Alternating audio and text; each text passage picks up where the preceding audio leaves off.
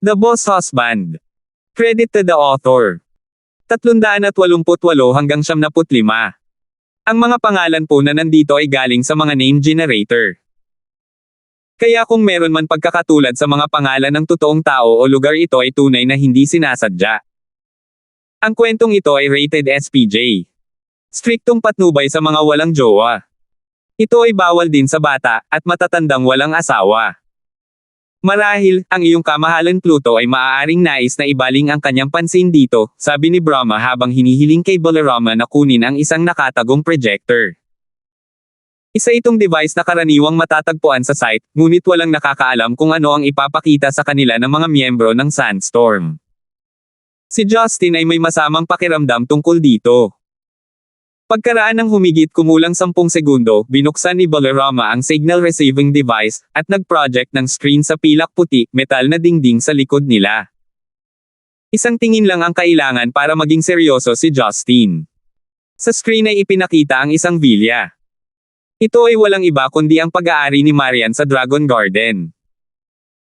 Dahil malalim na ang gabi, lahat ng ilaw sa villa ay nakapatay, habang may dalawang Sandstorm na sundalo na nakasuot ng batik-batik na damit na Muslim, nakatayo sa muhan.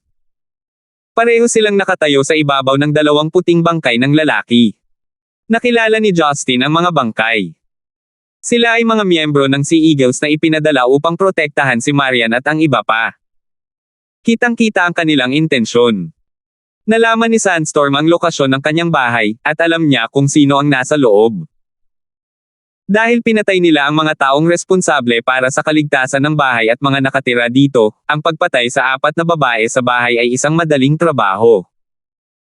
Kahit na si Lucille ay medyo may kakayahan na manlalaban, mahina pa rin siya kung ikukumpara kay Abbas Morgana. Ang pagpigil sa isang walang kamatayang mandirigma mula sa Sandstorm ay magiging hamon sa kanya, habang ang pagharap sa dalawa sa kanila ay diretsyong pagpapakamatay. Ang masama pa nito, lahat mula sa Red Flame Iron Brigade at ang iba pang mga sundalo mula sa Sea Eagles ay nasa labanan o napatay.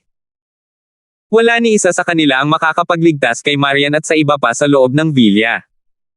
Sa wakas ay alam na ni Justin kung ano ang trump card ni Brahma. Nakipagtulungan siya sa Sandstorm upang pagbantaan si Justin sa buhay ng kanyang pamilya, sa pagtatangkang kunin ang bato ng Diyos mula sa kanya. Bagamat may ginawang katulad ang Yamato sect, ang sitwasyong kinakaharap niya ay ganap na naiiba. Noong mga panahong iyon, nagkaroon siya ng pagkakataon na patayin ang 3 Genin, kaya naiwan sila sa isang dahado. Sa pagkakataong ito, maliban kung nakapag-teleport siya pabalik sa villa, kailangan niyang ibigay ang bato ng Diyos. Gayunpaman, posibleng madala si Marian at ang iba pa bilang mga hostage. Kung tutuusin, wala siyang masabi sa negosasyon. Ang mga babae sa bahay ay mamamatay lahat kapag tumanggi siyang ibigay ang bato ng Diyos. Kung gagawin niya, gayunpaman, magpas siya na gawin ito, malamang na sila ay mauwi bilang mga bihag anuman. Bagamat ang hakbang na ito ay hindi gaanong kapanipaniwala at hindi mahuhulaan, napakahirap isagawa. Una, maliwanag na dapat may nakaalam ng lahat tungkol kay Justin ng detalyado. Pangalawa, kailangan nilang magkaroon ng sapat na lakas ng tao upang kaladkarin ang mga tao mula sa Red Flame Iron Brigade bilang karagdagan sa pagkuha ng mga coordinate ng kanyang koponan ng Sea Eagles.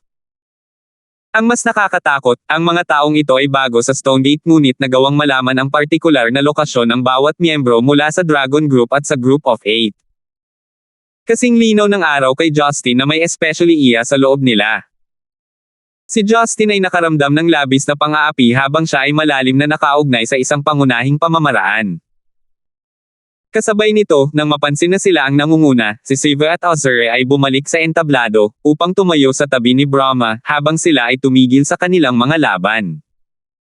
Ang tanging natalo sa panig ni Brahma ay ang pagkamatay ni Agni at Varuna. Ang natitirang mga pangunahing miyembro ay hindi nasaktan. Kamahalan Pluto, sana ay batid mo na naghanda kami ng hindi mabilang na mga hakbang upang harapin ka, na naglakbay ng libu-libong milya patungo sa Stonegate. Hinulaan din namin ang posibilidad na makipaglaban ka sa amin ng buong lakas dahil sa ayaw mong ibigay ang bato ng Diyos. Gayunpaman, ang bato ng Diyos ay isang bagay na walang buhay pagkatapos ng lahat, at may kaunting pakinabang sa iyo. Bakit hindi mo ito ibigay sa amin? Kung gagawin mo, hahayaan namin ang iyong asawa, sabi ni Brahma na may malamig na ngiti. Huminga ng malalim si Justin. Nakangiting tinanong niya, asawa ko lang. Paano naman ang iba? Nakangiting sumagot si Brahma, pansamantala naming paprotektahan, ang iyong ina. Pagkatapos naming maniwala na ligtas na siyang ibalik sa iyong mga kamay, ibabalik namin siya sa Zenica. Biglang may napagtanto si Justin. Siguradong may traidor. Maliban sa ilang taong malapit kay Justin, walang nakakaalam na may iba maliban sa kanya at kay Marian, na nakatira sa villa. Bago pa man makapasok sa villa ang dalawang Sandstorm na mersenaryo, alam na ni Brahma na may iba pang nakatira doon. Siguradong may nag-leak nito sa kanila. Higit pa rito, naiuwi lang niya si Rebecca ilang araw bago, ngunit alam ni Brahma na siya ang kanyang ina at kinuha siya bilang isang hostage. Ito ay malinaw na isang plano na pinagsama-sama ng maaga. Sino lang ang nagbigay sa kanila ng impormasyon, na nagbigay daan sa kanila na makontrol ang Red Flame Iron Brigade at ang Sea Eagles. Si Justin ay hindi makapag-isip ng mabuti sa sandaling ito. Kailangan niyang harapin ang sitwasyong kinakaharap. Kung hindi niya bibitawan ang kanyang pagmamayari ng bato ng Diyos, may isang paraan lamang na mauuwi ang bagay na ito, panglabanan sa lahat ng bagay. Gayunpaman, sa tuwing naiisip niya ang tungkol kay Marian o Rebecca na pinatay ng mga mersenaryo ng Sandstorm, ang puso ni Justin ay sakit ng husto. Bagamat siya ay puno ng mga naglalagablab na galit, siya rin ay nasa kawalan, na nagparamdam sa kanya ng labis na paghihirap. Justin, huwag kang makinig sa kanila. Kahit na pagkatapos mong bigyan sila ng bato ng Diyos, dadalhin pa rin nila si Marian at ang iba pa. Kung gayon, wala ka talagang maiiwan. Sinabi ni Abbas Morgana, sa pagtatangkang pigilan si Justin na sumuko, sa sandaling napansin niya ang pag-aatubili nito. Pinayuhan niya, napakahalaga ng bato ng Diyos. Kung ibibigay mo ito sa mga halimaw na ito at bumuo sila ng bagong uri ng Diyos, hindi lang ang Zenica ang malalagay sa gulo, ang buong mundo ay magdurusa sa kanilang mga kamay. Oo, Mr. Gibson. Si General ay asawa ni Abbas, ngunit handa niyang isakripisyo ang kanyang asawa para sa higit na kabutihan. Kailangan mong mag-isip sa ngalan ng mundo at lahat ng inosenteng tao dito, kinakabahang sabi ni JC. Nakarinig siya ng mga alamat tungkol sa kapangyarihan ng bato ng Diyos. Sinasabing nagawa ni Justin na pumatay ng isang Diyos gamit ang bato ng Diyos, na may ilang uri ng kredibilidad sa kakayahan nito. Si Karen, sa kabilang banda, ay tumitig kay Justin ng may contradiction. Sa kaibuturan ng kanyang puso, umaasa siyang pipiliin ni Justin na iligtas sina Marian, Lucille, at ang iba pa. Bilang isang babae, nakita niyang sobrang malupit kung ibibigay ng isang lalaki ang kanyang babae para sa bato. Gayunpaman, alam din niya ang mga kahihinatnan bilang resulta ng pagbibigay ng bato ng Diyos kay Brahma. Mabilis na nagdesisyon si Justin. Ibinaba niya ang ulo sa katahimikan bago ito muling itinaas. Sasabihin ko sa iyo kung nasaan ito. Maaari mo bang utusan ang iyong mga tauhan na kunin ito? Justin. Mr. Gibson. Si JC at Abbas Morgana ay namangha, habang si Karen ay napunit sa kanyang nararamdaman. Ang titig niya kay Justin ay unti-unting naging malabo. Si Brahma ay tumawa, habang sina Siva, Mahakala, at ang iba pa ay nagpahayag ng mapagmataas na hitsura ng tagumpay habang tinitigan nila si Justin at ang iba pa ng may paghamak. Si Brahma ang sinenyasan si Mahakala, na ang huli ay nagsabi, ang iyong kamahalan Pluto ay gumawa ng isang matalinong desisyon. Sabihin mo sa akin kung nasaan ito, at uutusan ko ang aking mga tauhan na hanapin ito sa pamamagitan ng isang lihim na pamamaraan. Hindi pinansin ni Justin ang nakakagulat na tingin na ipinakita ni JC at ng iba pa. Mahinahon niyang sinabi, ang bato ng Diyos ay nasa isang underground na garahe sa villa. Hilingin sa kanila na pumasok muna sa garahe, tumungo sa hilaga. Habang nagsasalita si Justin, inilagay ni Mahakala ang isang daliri sa pagitan ng kanyang mga kilay, na para bang gumagamit siya ng ilang uri ng psychic powers para makipag-ugnayan sa malayo sa dalawang Sandstorm na sundalo. Ang isa sa kanila ay may hawak na kamera habang ang isa naman ay responsable sa paghahanap. Ang lugar na dinala ni Justin sa kanila ay isang nakatagong sulok sa dingding, kung saan itinago niya ang itim na kahon, nang lumipat sa villa. Ang itim na kahon ay nahayag matapos ang maluwag na ledrilyo ay inilabas. Nang pananakot ng tatlong Jinin kay Justin gamit sina Marian at Yuna bilang mga hostage, naglabas si Justin ng isang peking bato ng Diyos mula sa itim na kahon noon. Nang idirekta ni Mahakala ang dalawang kawal, halatang pinipigilan ni Brahma at ng iba pa ang kanilang kasiyahan, dahil mabilis na natutupad ang kanilang pangarap. Gayunpaman, sina Abbas Morgana at JC, ay may mapait na ekspresyon. Hindi mapigilan si Justin, ang tanging magagawa nila ay panoorin ng walang magawa habang inihayag ni Justin ang lokasyon nito. Dahan-dahan ngunit maingat, binuksan ng mga sundalo ang kahon. Sa screen, nakitang walang laman ang itim na kahon. Walang bakas ng anumang bagay na nakalagay sa loob nito. Madilim ang mukha ni Brahma. Nadismaya, sinabi niya ng may malalim na boses, "Kamahalan Pluto, ang iyong biro ay hindi tinatanggap ng mabuti. Huwag mong isipin kahit isang segundo na magdadalawang isip kaming patayin ang iyong pamilya." Ngumuso si Justin sa pang-aalipusta. "Mga bobo ba kayo? Ano? Bulalas ni Balarama. Iniinsulto mo lang ba kami?" Tumawa si Justin. "Mga hanggal kayo, hindi ba? May nakakita na ba sa inyo ng bato ng Diyos sa laman dati? Alam ba ninyo kung ano ang hitsura nito? Anong ibig mong sabihin?" Wika ni Brahma habang unti-unti siyang natauhan. Ngumuso si Justin at sinabing, ang itim na kahon mismo ay bato ng Diyos. 389. Nang marinig ang sinabi ni Justin, lahat ng naruroon ay natigilan.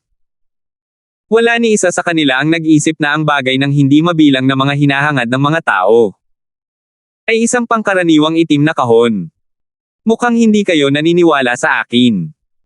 Hilingin sa dalawang sundalo na subukang gumamit ng anumang paraan na posible para sirain ito. Kahit na subukan mong kalmutin ang ibabaw ng kahon na may brilyante, wala pa ring pinsala dito, nakangiting sabi ni Justin habang umiiling. Malinaw na si Justin ang tanging tao sa mundo na may alam sa kaalamang ito. Pagbalik niya sa bansa, inilagay niya ang hugis kahon na bato ng Diyos sa banyo ng kanyang maliit at inuupahang apartment. Pagkatapos lumipat sa villa ni Marian, itinago niya ang bato sa underground na garahe. Naisip ni Justin na itapon ito sa Mariana Trench, isang lugar kung saan walang nakakarating dahil sa kasalukuyang teknolohiya. Gayunpaman, natatakot siya na sa paglipas ng panahon, makukuha ito ng isang bansang nakabuo ng teknolohiya para makuha ito, kung ilalagay niya ang bato ng Diyos sa isang lugar na hindi niya makontrol. Kaya, inilagay niya ito sa pinakahuling lugar na pinaghihinalaan ng mga tao kung nasaan ito, sa kanyang sariling bahay. Ligtas na ipagpalagay na karamihan sa mga tao ay hindi inaasahan na ang isang mahalagang bagay ay itatago sa paraang pile, na nasa loob ng dingding. Ang pinakamapanganib na lugar ay ironically ang pinakaligtas na lugar din. Bukod dito, dahil walang nakakita nito, walang sinuman ang magdududa sa pagiging lihay-timo ng kristal sa loob ng kahon upang maging bato ng Diyos, kaya naglagay siya ng gawang tao na kristal sa loob bilang pang-aakit. Kahit na ito ay natagpuan, ang kristal sa loob ay malamang na ituturing na bato ng Diyos sa halip na ang kahon. Naturally, walang dahilan si Brahma para paniwalaan siya ng lubusan. Dahil dito, inutusan niya si Mahakala na ipaalam sa dalawang sundalo na tangkaing sirain ang itim na kahon. Sa screen, pilit na inihagis ng isa sa mga sundalo ang itim na kahon sa lupa. Matapos gamitin ang isang paa niya para matiyak na mahigpit itong nakaukit sa lupa, inilabas niya ang kanyang Nighthawk dagger na gawa sa Amerika bago ibigay ang lahat ng kanyang lakas sa paghampas sa kahon. Cling! Kasunod ng nakakabinging tunog na ginawa ng punyal na tumatama sa kahon, ang Nighthawk dagger ay naputol sa 2 piraso. Ang lahat ng naruroon ay sa wakas ay kumbinsido. Ang dagger ay isa na maaaring kumamaw sa ibabaw ng isang brilyante, ngunit ito ay nabasag sa isang hampas sa itim na kahon. It is God's stone talaga, sabi ni Brahma habang bumakas ang kagalakan sa kanyang mukha. Napabuntong hininga si Abbas Morgana at ang iba pa. Nawasak ang kanilang pag-asa sa pagpigil kay Brahma. Inakala nila na lolokohan sila ni Justin sa isang knock-off, tulad ng ginawa niya sa Yamata sect. Tila, ibinigay niya sa kanila ang tunay na pakikitungo. Justin, maaari mong idulot ang buhay ng milyon-milyon sa isang gawa. Sabihin mo sa akin, nakikita mo ba ang mga kahihinatnan? Nakangiting tanong ni JC. Bahagyang ngumiti si Justin. Kung ipagpapatuloy ko ito, hindi masasabi kung ilan pa ang darating para dito. Maaaring tawagin akong Diyos ngunit hindi ako Diyos, hindi tunay. Walang paraan para maprotektahan ko ito magpakailanman at magbigay ng kaligtasan sa aking pamilya ng sabay-sabay. Kaya, ang pagbibigay ng bato ay ang tanging paraan upang mapalaya ko ang aking sarili mula sa pasanin na ito. Kahit na ganoon ang kaso, hindi mo dapat ipinasa ito sa mga taong gagamitin lamang ito para sa kasamaan, mahinang sabi ni Karen habang kakaibang nakatingin kay Justin. Nagkibit balikat si Justin. Hindi ako ang magdedesisyon kung sila ay mabuti o masama. Hindi ako isang iginagalang na bayani na nagpoprotekta sa kanyang bansa at mga tao nito, ako ay isang simpleng tao na may pamilya. Isang kakaibang liwanag ang sumilay sa mga mata ni Brahma. Kamahalan Pluto, hinahangaan ko ang iyong mga salita. Tiyak na mas mabuting bitawan ang gayong pasanin. Gayunpaman, kung sakaling may mangyari pa, nagpasya akong gumawa ng isa pang hakbang. Sinabi ni Brahma kay Mahakala, hilingin ang dalawa na pumasok sa villa at igapos ang mga babaeng iyon. Isang ngiti ang lumitaw sa mga sulok ng labi ni Justin. Na-anticipate na niya ito. Kahit ibigay niya ang bato ng Diyos, kikidnapin pa rin nila si Marian at ang iba pa.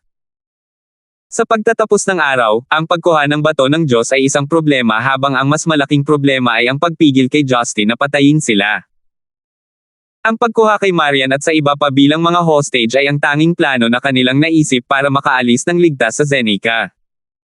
Noong nakaraan, si Justin ay namuhay ng mag-isa. Kaya hindi na niya kinailangan pang mag-alala tungkol sa pagiging hostage ng ibang malapit sa kanya. Ngayon, sina Marian, Rebecca, Yuna, Roslyn, Thalia, at iba pa niyang kababaihan ang kanyang mga kahinaan. Siyempre, hindi niya kamumuhian ang mga kahinaan na ito bilang resulta. Naisip ni Justin na hayaan ang isang taong mapagkakatiwalaan niyang tiyakin ang kanilang kaligtasan. Gayunpaman, ang pagwawalang bahala kung ang kanilang mga kaligtasan ay tunay na masisiguro, ang naturang hakbang ay magkakaroon ng matinding epekto sa buhay ng mga babaeng ito sa bansa. Bukod dito, tiyak nakakabahan ang senior management ng Zeneca dahil ang kakayahang harapin ang isang hindi kilalang kapangyarihan ay labis na nakakatakot sa kanila, hindi pa banggitin ang Stonegate ay magiging isang low-key focus ng mundo. Sa halip na gawin ito, mas mabuting ilipat niya ang mga taong ito na inaalagaan niya sa ibang bansa upang manirahan kasama niya. Gayunpaman, ang lahat ng kanyang mga kababaihan ay mga independenteng tao.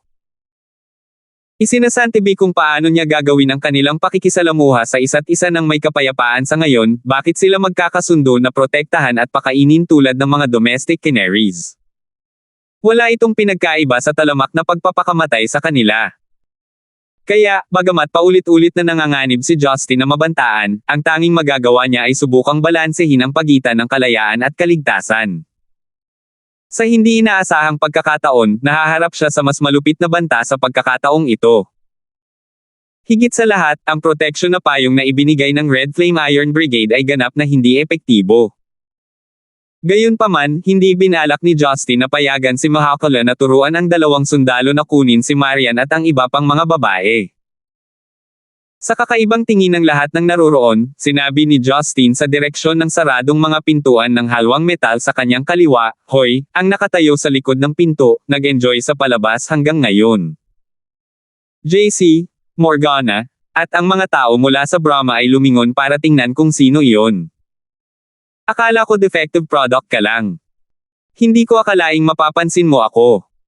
Ang mga nakasarang pinto ay itinulak mula sa gitna. Isang matangkad at malakas na figure ang lumabas mula sa likuran na inihayag ang kanyang sarili. Siya ay isang gwapong binata mula sa gitnang silangan na nakasuot ng maluwag, translucent na puting linen shirt na may isang pares ng light blue jeans. Ang kanyang kaliwang pisngi ay natato ng isang bronze na sibat na naging dahilan upang ang kanyang hitsura ay mas masama. Ang binata ay may makatarungang balat kumpara sa ibang mga Middle Eastern. Lalo na sa kanyang asul na mga mata, madaling masabi na siya ay may halong lahi. Ang kanyang itim at kulot na buhok ay nakakalat sa kanyang likuran. Baka sa mukha niya ang kalat-kalat na bigot. Nakasuot siya ng silver earring at platinum ring na may ruby sa core. Siya ay mukhang isang tamad na tao na katulad ng karaniwan ay si Justin. Orinas, bakit ka nandito? Natarante si Brahma nang makita ang binatang ito. Namumuno ka na ba sa paggalaw ng sandstorm sa lahat ng oras na ito? Bakit hindi mo sinabi sa amin ng maaga? Sa sandaling magsalita siya, natulala sina JC, Morgana, at Karen. Ang binatang ito ba ang pinuno ng pinaka-brutal na mercenaryong grupo sa Middle East? Ibig sabihin, siya ang napapabalitang tao na mahimalang lumikha ng sandstorm sa loob lamang ng 2 taon. Bakit siya biglang sumulpot? Ang binata na tinatawag na Orinas ay tila na-miss ng husto ang sinabi ni Brahma. Hindi nagtagal ay nawala ang tamad na ugali sa kanyang mukha, na napalitan ng kasakiman at pananabik. Nakatitig kay Justin, sinabi niya, mahigit na 500 taon na ang nakalipas. Hindi ko inaasahan ang isang bagay at isang taong karapat-dapat sa aking intervention na lilito lamang pagkatapos ng 3 taon ng aking paggising. Mangyaring huwag mo akong bigan. Alam kong ikaw iyon. Makatuwiran lang kung ikaw ang nasa likod nito. Nagtataka ako kung bakit lumitaw ang mala zombie, walang kamatayang mga mandirigma. Kaya dahil nagising ka na. Maliban sa iyo, ang baliw na naghahangad ng mga labanan at digmaan, walang ibang magsasagawa ng God Creation Experiment, na ipinagbawal ng mga Diyos ng kalahating mundo upang tumulong sa labanan. Bamantong hininga si Justin bago ngumiti ng mapait. Ipinagpatuloy niya, narinig ko mula sa nakaraang Pluto na napilitan kang ipanganak muli ng maaga bilang resulta ng pakikipaglaban sa babae para sa bato ng Diyos. Kaya ano ang gusto mo ngayon? Nagdurugo ka na naman ba? Sumibol ang kiling aura sa mukha ni Orinas. Ang antas ng pagpatay na aura na ito ay mas malakas kaysa sa nakita ni Justin sa nakaraan. Kahit na ang pinalabas ng namatay na si Noriko Okawa ay hindi kayang labanan ang ganoong antas. Para bang naglabas ng aura ang binata na katulad ng isang sinaunang hukbo ng mga undead, ang mga tambol ay kasing lakas ng kulog, habang ang mga sigawan ng digmaan ng mga kabayo ay parang tsunami, na naging sanhi ng panginginig ng mga tao sa takot. Ang umaalingaw-ngaw, hindi mapaglabanan na aura ay nagpalamig sa mga tinek ng mga elite mula kay Brahma na nakatayo sa plataporma kasama si Brahma mismo, bilang karagdagan kina JC, Morgana, at Karen. Parang may buhangin na buhangin sa kanilang mga puso, namutla sila at nanghihina kapag nakatayo sa paligid ng binatang ito. Ang mga tao mula sa Brahma ay nahirapang pigilan ang aura na nagmumula sa katawan ng binata, at inihayag ang takot sa kanilang mga mukha. Dahil siya ang kumuha ng sandstorm sa pagkakataong ito, tila hindi nila alam ang pagdating ng kanilang pinuno sa Stonegate. Ito ang tanging bagay na hindi nila pinlano. Ang masama pa nito, napansin nilang mukhang hindi pala kaibigan ang tindahan na ito sa kanila bilang mga customer. Si Justin, gayunpaman, ay walang takot na nakatayo habang ang galit ng binata ay umakyat sa sukdulan nito. Natutuwa, sinabi niya, bagaman hindi ako ang Pluto na kilala mo noon, sinabi niya sa akin na ang bagay na pinakaayaw mo, ay ang pag-provoke. At saka, kahit alam mong na-provoke ka, malulutas mo pa rin ang bawat problema sa labanan. Sige. Ayon sa Treaty of the Gods, kailangan ko ng Diyos na hamanin ako sa isang tunggalian para, i-unseal ko. Ares, hayaan mo akong talunin katulad ng ginawa ni Athena noon. Gusto mo? Humagalpak ng tawa si Ares. Sa tingin mo ba ipipigilan ko ang anumang pag-atake dahil lamang sa pag-iwas mo sa galit sa akin? Ang matandang bastard ay matagal nang naiinip sa kanyang buhay. Naisip ba niya na ito ay maaaring harapin sa pamamagitan ng paghahanap ng isang maliit na lalaki? Hindi ka karapat-dapat na maging isang Diyos. Ikaw ay walang iba kundi isang knock-off. Itigil ang kahihiyan sa iyong sarili sa harap ko. Hindi lang gusto kong kunin ang bato ng Diyos sa iyong buhay ngayon, gusto ko ring. Ang pag-uusap ni na Justin at Ares ay muling nagulat sa lahat. Ares. Tinawag lang ba ni Justin na Ares, ang binatang ito? Ares, ba ang binatang ito? Ang mga taong naruroon ay lahat ay may malawak na kaalaman. Kahit na hindi nila alam kung ano ang Treaty of Gods, naintindihan nila ang kahulugan ng pangalang Ares. Isa siya sa 12 Olympian, ang Diyos ng digmaan. 390. Halos lahat ay hindi makapaniwala sa kanilang nasaksihan. Ngunit muli, wala silang dahilan para hindi magtiwala kay Justin. Bukod dito, ang nakakatakot na aura na inilabas ni Orinas lamang ay hindi nila kayang tiisin. Sa napakalaking espasyo ng lugar ng sasakyang panghimpapawid, isang napakalaking halaga ng presyon ang naganap sa manipis na hangin dahil sa isang galit na lalaki. Naramdaman ng lahat ang pagkompres ng kanilang mga organo. Nagkaroon pa nga ng lakas para itulak sila palayo. Si Justin, ang sentro ng pressure. Kahit na ang aura ni Ares ay hindi sapat na malakas upang aktwal na magdulot ng pisikal na pinsala, ito ay higit pa sa sapat upang ipahiwatig ang kanyang layunin para sa labanan. Damn it! Hindi ba Orinos ang tawag sa kanya? Bakit siya ang Diyos ng digmaan ngayon? Hindi ako ipinaalam dito noon. Sigaw ni Balarama. Napakaraming pera na niya sa atin. Bakit niya rin tayo pinipilit? Sigaw ni Osiris sa ibabaw ng kanyang mga baga. Pulang liwanag ang bumungad sa agatan na prayer beads na hawak ni Brahma. Ito ay nagsilbing isang maliit na larangan upang protektahan ang kanyang mga tauhan mula sa panggigipit na nagpapahintulot sa kanila na makapagpahinga ng bahagya. Ano man ang dahilan, tila mas komplikado ito kaysa sa iniisip natin. Maaaring tinanggap ng Sandstorm ang ating trabaho upang magkaroon ng pagkakataong agawin ang bato ng Diyos para sa kanilang sarili. Naniniwala akong ginamit lang tayo. Ang kanyang haka-haka ay nagparamdam sa kanyang koponan ng sakit sa kanilang mga tiyan. Napakalapit na nilang makita ng personal ang bato ng boss.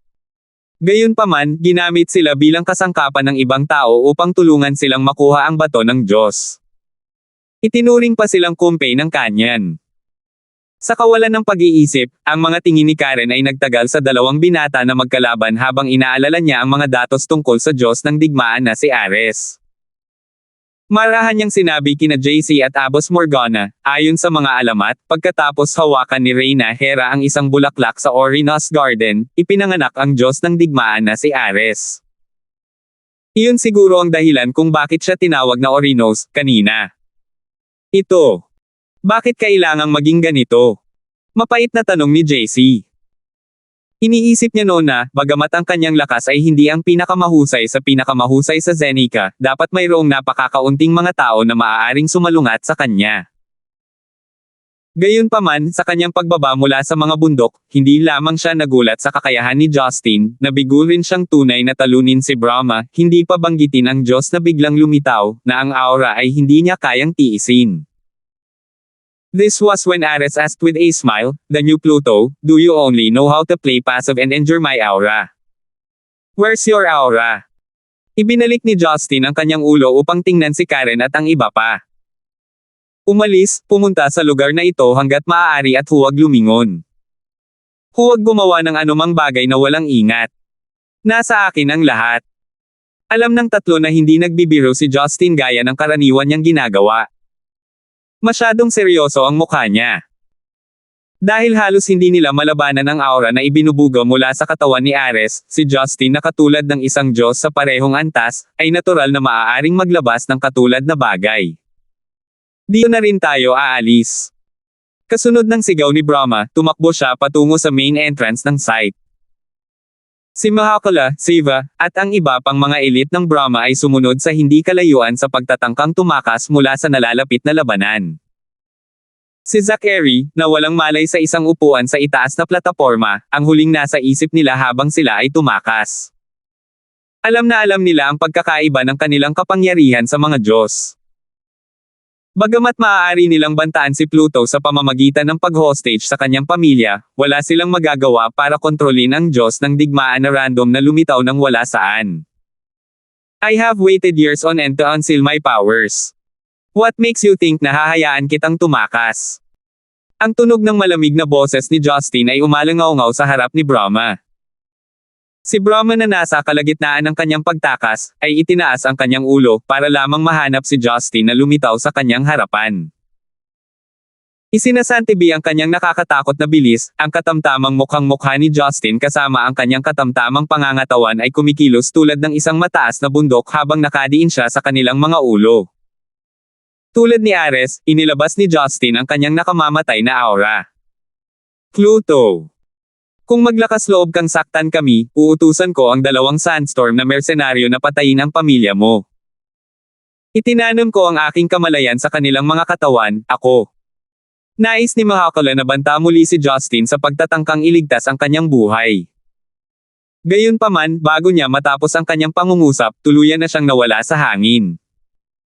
Hindi binigyan ng pagkakataong lumaban, ang tila walang talo na Mahakala ay naalis na sa mukha ng pag-iral, walang iniwang bakas. Ito ay space fragmentation. Nagtatakang sigaw ni Brahma. Ang iba pang mga elite mula sa Brahma ay nagulat din. Wala silang ideya kung paano nawala si Mahakala ng ganoon na lamang. Kahit na ang isang salamangkero ay hindi maisigawa ito ng walang kamali-mali. Oh! Alam mo ba ang kakayahang ito? Ang malamig na liwanag ay kumislap sa mga mata ni Justin. Hindi ko sana pinakawalan ang kapangyarihan ko para patayin kayong lahat, kung masunurin kayong umalis pagkatapos alisin ang bato ng Diyos. Kung tutuusin, ang mabaliw na pagnanasa ng mga taong naghahanap ng bato ng Diyos ay kukunin mo sa akin, na sa totoo lang, nakakatipid lang ako ng oras at lakas. Gayunpaman, sa halip na kunin ito at umalis, mas pinili mong banta ako kasama ang aking pamilya. Iyon ang huling pako sa iyong kabaong. Walang plano si Ares na makialam habang pinapanood niya si Justin na humarap sa mga tao ng Brahma. Malakas na sinabi niya, Pluto, itigil mo na ang pagsasalaysay. Alisin mo sila kaagad. Nagsisimula na akong maging lubhang hindi mapakali. Namula ang mukha ni Brahma. Dahil alam niyang nakataya ang kanyang buhay, sumigaw siya, huwag magpanik ang lahat. Tulungan mo akong patayin ang taong ito, hindi alintana kung siya ay isang Diyos o hindi. Naunawaan kaagad ng mga tao mula sa Brahma ang ibig niyang sabihin. Magkasama, itinapon nila ang lahat ng kanilang mga sandata kay Brahma. Inihagis ni Brahma sa ere ang agata na prayer beads na hawak niya. Nagsimula itong nagliliyab sa isang mabangis, pulang apoy bago akitin ang lahat ng mga sandata at pinagsama ang mga ito. Hindi nagtagal, biglang sumabog ang apoy, at mula rito ay lumabas ang isang malaking halimaw mula sa liwanag. Napuno ng mga ahas ang ulo ng halimaw na parang buhok nito. Mayroon itong 8 paa at 4 na ulo, na ang bawat kamay nito ay may hawak na kakaibang sandata, ang parehong sandata na ginamit ng mga miyembro ng Brahma kanina. Isang maybird-lilang apoy ng Diablo ang sumiklab habang pinalibutan nito ang halimaw. Nakasakay din ito sa isang halimaw na parang snow lion. Napabuntong hininga si Justin, sa wakas ay nagamit mo na ito. Narinig ko na ang lihim na pamamaraan na ginamit upang ipatawag ang proteksyon na ina na Diyosa na si Durga. Akala ko tatakas ka lang. Sa halip ay nagpasya kang gamitin ito. Papayagan kitang mamatay sa pinakakasasyang paraan na posible. Si Brahma ay tila pagod na pagod pagkatapos gamitin ang kasanayan. Ngumuso siya at sinabing, Humph. Walang problema si Goddess Durga na patayin ang isang tulad mo. Ayon sa mga sinaunang alamat ng India, si Bull Demon King, ang nangingibabaw sa mga demonyo, ay napakalakas kaya nagawa niyang habulin si Indra at ang iba pang mga Diyos mula sa kanilang makalangit na palasyo. Pagkatapos noon, nagtulungan sina Brahma, Shiva at iba pang mga Diyos upang ipatawag si Goddess Durga na may naglalagablab na puot. Bilang karagdagan sa mga mahiwagang armas na ibinigay ng iba't ibang mga Diyos, nagawa ni Goddess Durga na talunin ang Bull Demon King ng madali. Kaya, ang Diyosa Durga ay itinuturing na ang pinakamalakas na nilalang sa sinaunang India. Tiningnan ni Justin ang makinang na liwanag na nakapalibot kay Goddess Durga habang inihampas nito ang kanyang trident at hugis gasoklay na talon sa kanya. Nakatayo siya doon na walang balak na iwasan ang pag-atake nito.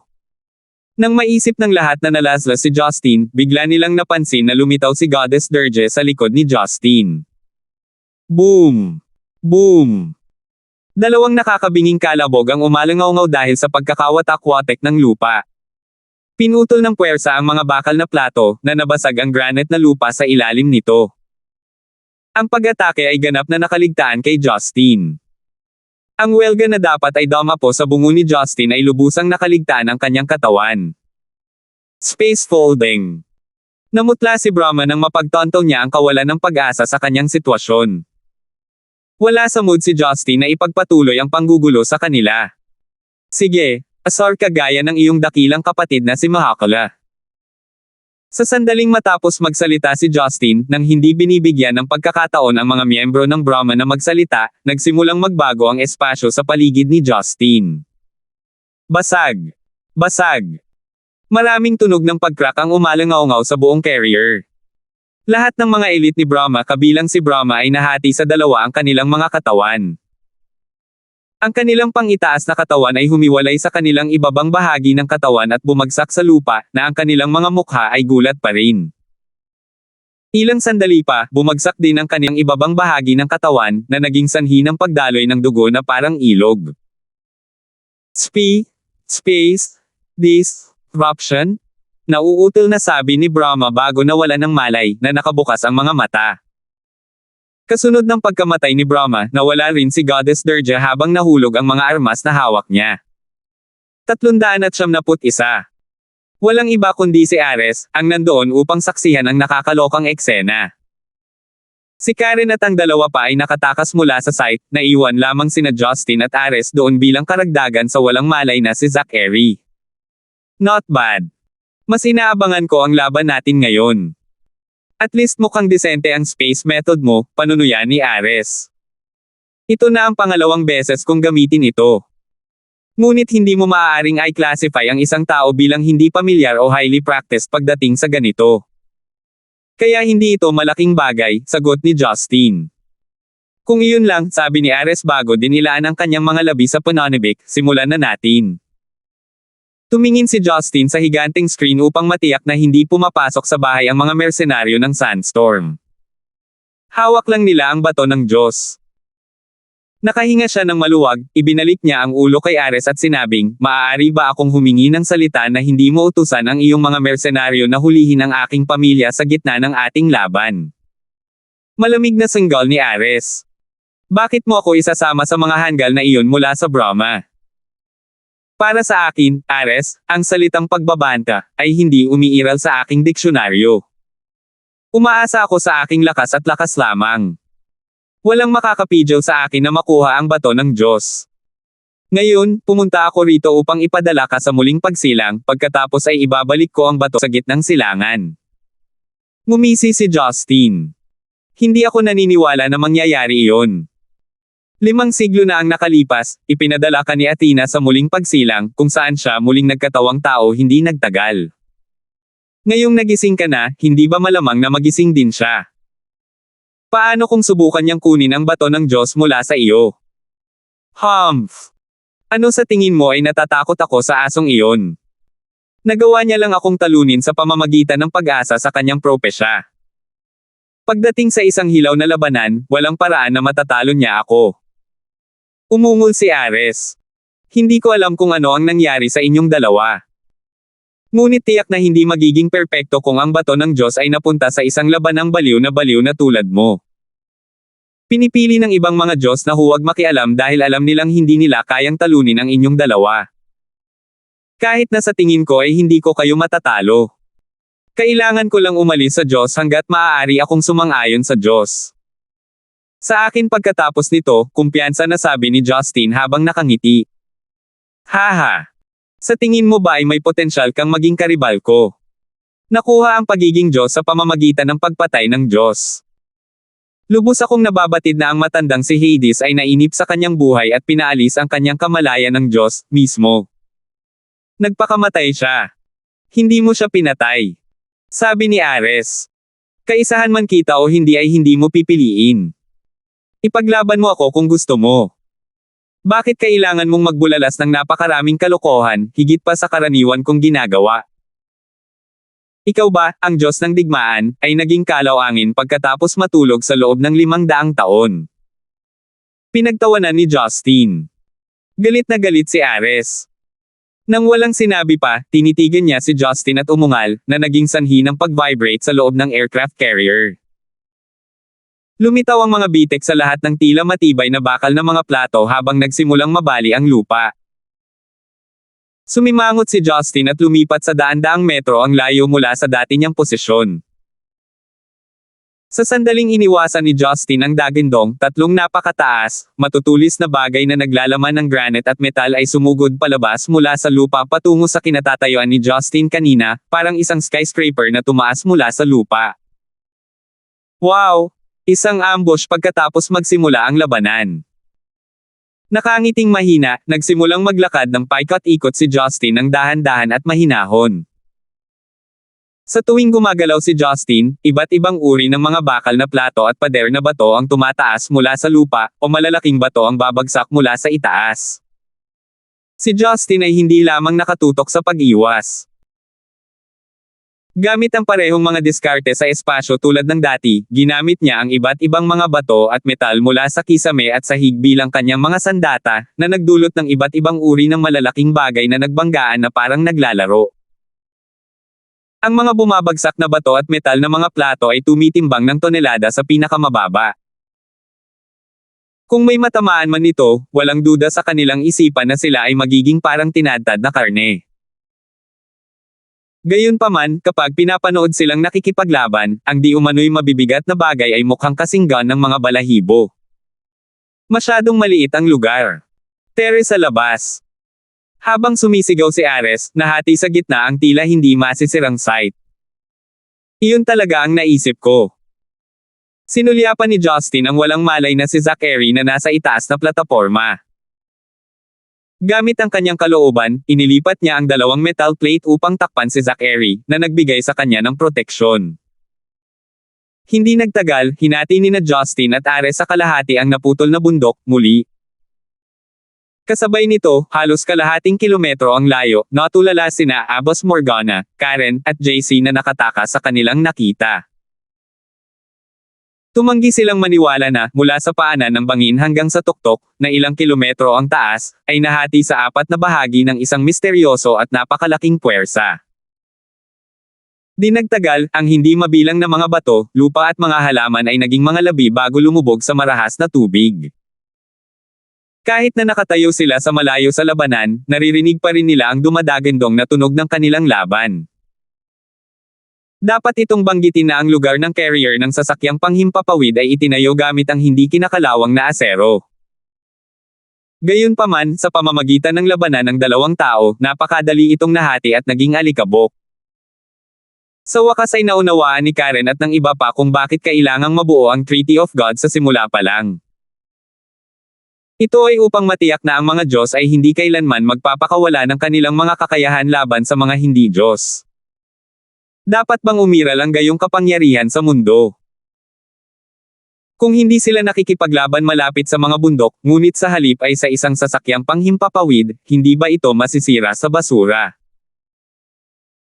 Bukod dito, kung ang mga Diyos ay nakikipaglaban sa isang lungsod, hindi lamang maraming tao ang mawawala sa kawalan ng hangin, ang buong lungsod ay mapapawi sa isang kisap mata bilang resulta ng napakalaking pagkagambala sa espasyo.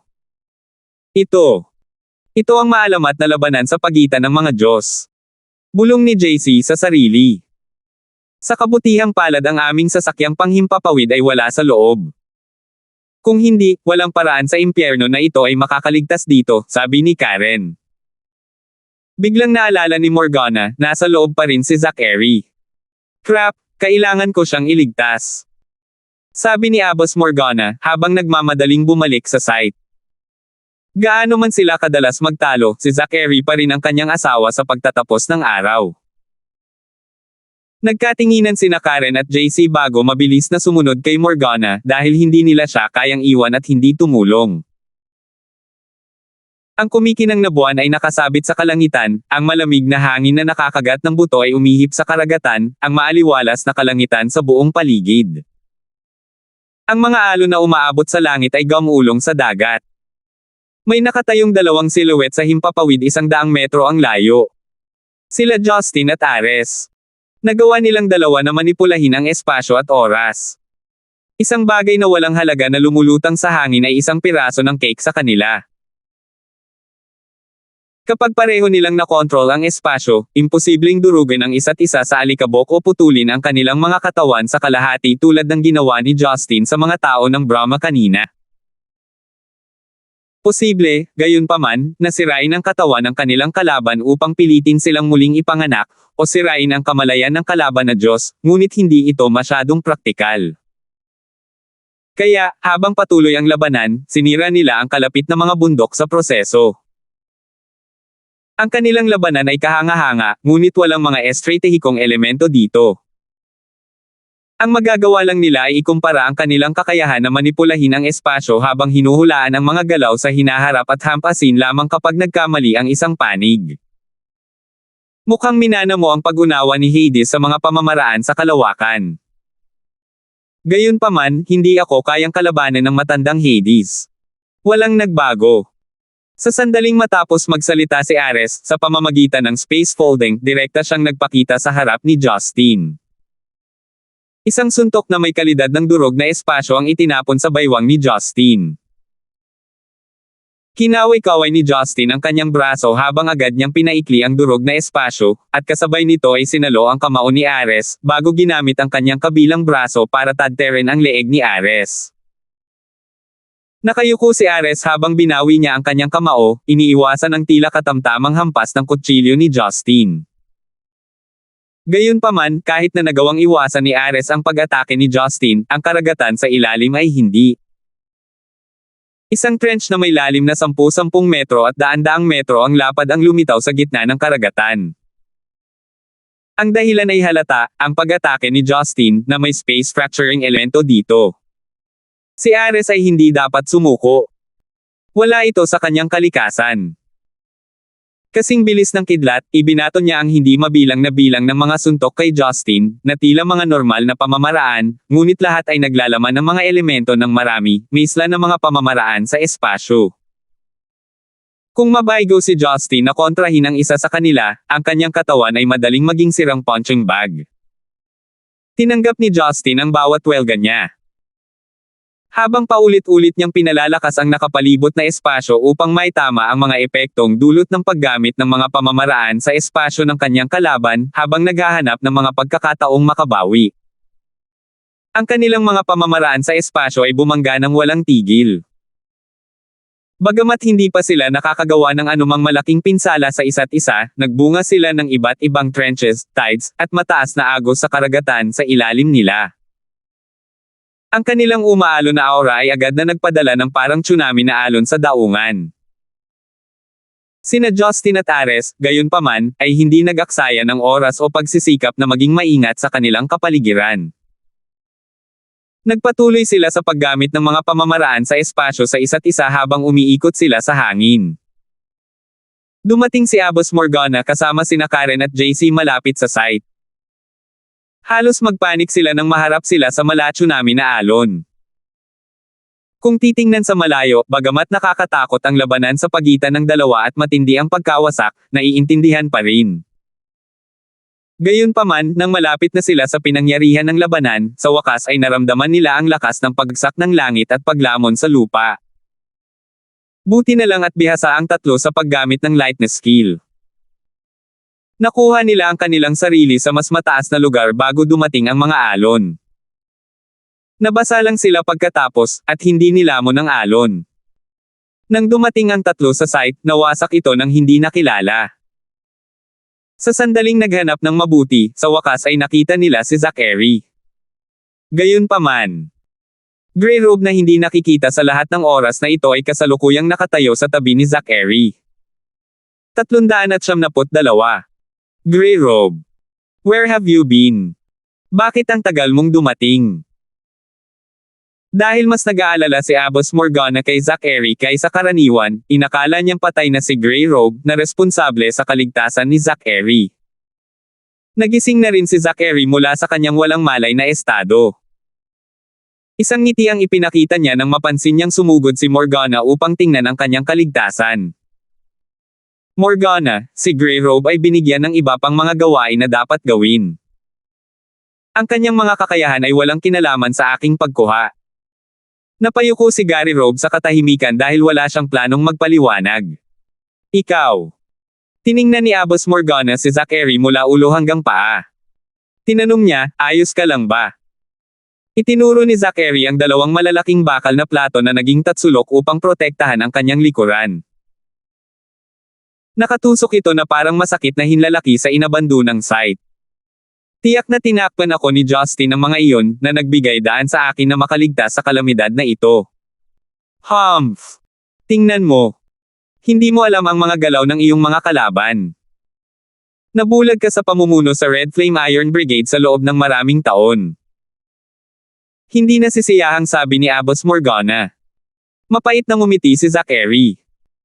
Gusto kong ipaliwanag sa iyo ang mga bagay-bagay ngunit hindi ngayon ang oras o lugar. Sa halip, panoorin natin ang labanan nina Justin at Ares. Ibinaling nila ang kanilang mga ulo upang ituon ang kanilang atensyon sa dalawang silhouette sa kalangitan. Bagamat napakaliit nila na halos hindi sila makita, naramdaman pa rin ni Morgana at ng iba pa ang kanilang napakalaking aura. Ang pagtukoy ng isang nagwagi ay hindi kailanman naging mas mahirap. Halos walang pagkakaiba sa kanilang mga antas ng kapangyarihan. Sa karamihan, ang tanging maihahambing na pagkakaiba ay nasa kanilang karanasan at kasanayan sa pakikipaglaban. Gayunpaman, sina Justin at Ares ay parehong gumugol ng mahabang taon sa mga larangan ng digmaan. Kaya, muli, sila ay pantay-pantay. Maglulunsad sila ng mga pag-atake sa isa't isa habang umiiwas o pinipigilan ang mga darating na suntok. Nang mapansin ang pagiging hindi epektibo sa kanyang mga pag-atake, nagalit si Ares. Justin ay walang iba kundi isang knock-off sa kanya. Siya, bilang orihinal na Diyos ng digmaan, bakit hindi niya nagawang talunin si Justin? Isaalang-alang na isang karangalan na kailangan kong gamitin ito. Sabi ni Ares nang bigla siyang lumipad sa malayo. Lumiwanag ang tato ng isang tansong sibat sa kanyang mukha bago nawala. Hindi nagtagal, lumitaw sa kamay ni Ares ang isang sibat na tanso na 3 metro ang haba na may kapal ng braso. Isang sinaunang pattern ang inukit sa bahagyang nasira na sibat na tanso. Bagamat bahagyang nasira, kumikinang pa rin ang sibat ng matingkad na berde. Ang spearhead nito na itinulad sa isang punyal, ay may katangian ng isang sandatang basang dugo na ginamit noong mga sinaunang digmaan. Ang kamay ni Ares, bulong ni Justin, nagtataka. Haha, not bad. Props to you for recognizing my divine weapon, pagmamalaki ni Ares. Sa simula noong nilikha ang mundo, ang mga anak ng Primal Mother Goddess na si Gaia, ang mga Titans, ay lumikha ng isang banal na sandata para sa bawat isa sa kanilang mga inapo. Hades ay may kanyang cup of invisibility, na nagpapahintulot sa kanya na magtago ng walang bakas mula sa amin na mga Diyos. Gayunpaman, mula noong kanyang reincarnation 3,000 taon na ang nakakaraan, ito ay nawala. Kahit na ikaw ay minana sa kanyang kalawakan, naiwan ka pa rin sa kanyang kalawakan. Kahit na ang aking kamay ni Ares ay mas mababa kaysa kay Zeus' Thunderbolts at Poseidon's Trident, ito ay higit pa sa sapat para harapin ka. Muling sumugod si Ares kay Justin nang matapos ang kanyang talumpati. Kasunod ng ilang paglukso sa kalawakan, nagpakita siya sa harap ni Justin. Sinubukan ni Justin ang kanyang makakaya na iwasan ang pag-atake, ngunit biglang napansin na ang espasyo sa paligid niya ay nagyelo. Tanga! Ang instant na pagyayelo ng espasyo ay ang galing ni Ares. Natawa si Ares habang inaabot ang pagkakataon. Ang sibat ay patungo sa butas sa bungo ni Justin. Alam ni Justin na mapipilitin siyang muling magkatawang tao kung hindi niya maiiwasan ang welga na ito. Paano ang pamilya ko? Hindi pwede. Halos agad-agad, si Justin ay likas na nag-activate ng kanyang pinakakaraniwang ginagamit na pamamaraan, ang Endless Resolve Restoration Scripture, na sumasabog sa Truchi mula sa kanyang mga meridian. Mula sa simula, dahil nakikipaglaban sila gamit ang mga pamamaraan sa espasyo, hindi naisip ni Justin na labanan si Ares gamit ang kanyang panloob na enerhiya. Pagkatapos ng lahat, naramdaman ni Justin na ang panloob na enerhiya ay walang silbi sa isang labanan sa kalawakan tulad nito. Gayunpaman, ang mga desperadong panahon ay nanawagan para sa mga desperadong hakbang. Dahil nagyelo ang paligid, ang tanging magagawa niya ay gamitin ang kanyang huling lakas dahil hindi niya ito maiiwasan sa tamang panahon. Ginamit ito ni Justin bilang kanyang huling sukatan ng depensa. Higit sa inaasahan ni Justin, ang larangan ng innate true chi ay sinimulan. Ang chi ay nagngangalit na parang nakakadena, mabangis na tigre, na sumasabog sa buong nagyelo na espasyo. Si innate true chi ay umikot sa paligid ni Justin, na bumubuo ng isang malaking kaharian sa paligid niya na parang nagkatotoo. Kumpara sa dati, mas malakas ang pakiramdam kapag ginamit sa kritikal na sandali. Sa simula ay inaasahan ni Ares na ang kanyang pag-atake ay tatama kay Justin na nawala ng magawa. Nang ang tansong sibat ay umabot sa kalahating metro ang layo mula sa katawan ni Justin, nagyelo ito sa kalagitnaan ng hangin. Paano ito posible? Anong uri ng pamamaraan ito? Dahil ayaw niyang maniwala sa kanyang nasaksihan, pilit niyang itinulak ang kanyang sibat. Nakaramdam si Justin ng pananakit sa kanyang dibdib. Bagamat hindi siya natusok ng sibat, ang napakalaking aura ay nagpapahina pa rin ng kaunti sa kanyang dibdib. Dahil na-stimulate, si innate true chi ay nabaliw na umikot sa kanyang dantian. Sa pamamagitan ng sirkulasyon, isang napakalaking puwersa ang kumalat sa kaharian sa labas ng kanyang katawan. Bam! Marahas na itinapon si Ares at kasama niya ang kanyang sibat. Naglakbay ang kanyang katawan ng daan-daang metro bago niya halos hindi mapatatag ang sarili. Sa sobrang takot, nakalimutan ni Ares na umaban sa opensa. Hindi makapagsalita, tumingin siya kay Justin habang nahihirapan siyang paniwalaan ang kanyang naranasan. Naramdaman ni Justin na ang kanyang katawan ay tila na puno ng maraming innate true chi, na para bang ang level nito ay itinulak pataas ng kaunti pagkatapos ma-stimulate. Gayunpaman, kung bakit ito kumilos sa ganoong paraan, hindi niya alam. Bakit hindi napigilan ng nagyayelong espasyo ang innate true chi? Paano ito nakalusot sa espasyo sa labas ng katawan ko at nataman pa si Ares? Napaisip si Justin, nalilito. Posible bang ang innate true chi ay hindi napipigilan ng kalawakan? Nang lumitaw ang ideyang ito sa isip ni Justin, siya mismo ay natakot. Ano ang enerhiya na iyon? Hindi ito isang paraan ng espasyo, sigurado ako na ang espasyo sa paligid mo ay nagyelo. Mataimtim na tanong ni Ares. Isang mahinang ngiti ang pinakawala ni Justin. Nakakunot ang noo niyang sagot, ito ay isang uri ng Zen Icon martial arts na sinasanay ko na tinatawag na internal energy. Hindi ko alam kung bakit naging ganito ito, ngunit tila napakakapakipakinabang nito. Gusto mo bang subukan muli? Internal energy. Zen Icon martial arts. Sa sobrang galit ni Ares ay natawa siya. Sino ang niloloko mo? Paano posible para sa isang nilikha ng tao na lupigin tayong mga Diyos? Sa galit, si Ares ay kumuha ng isa pang malaking space leap.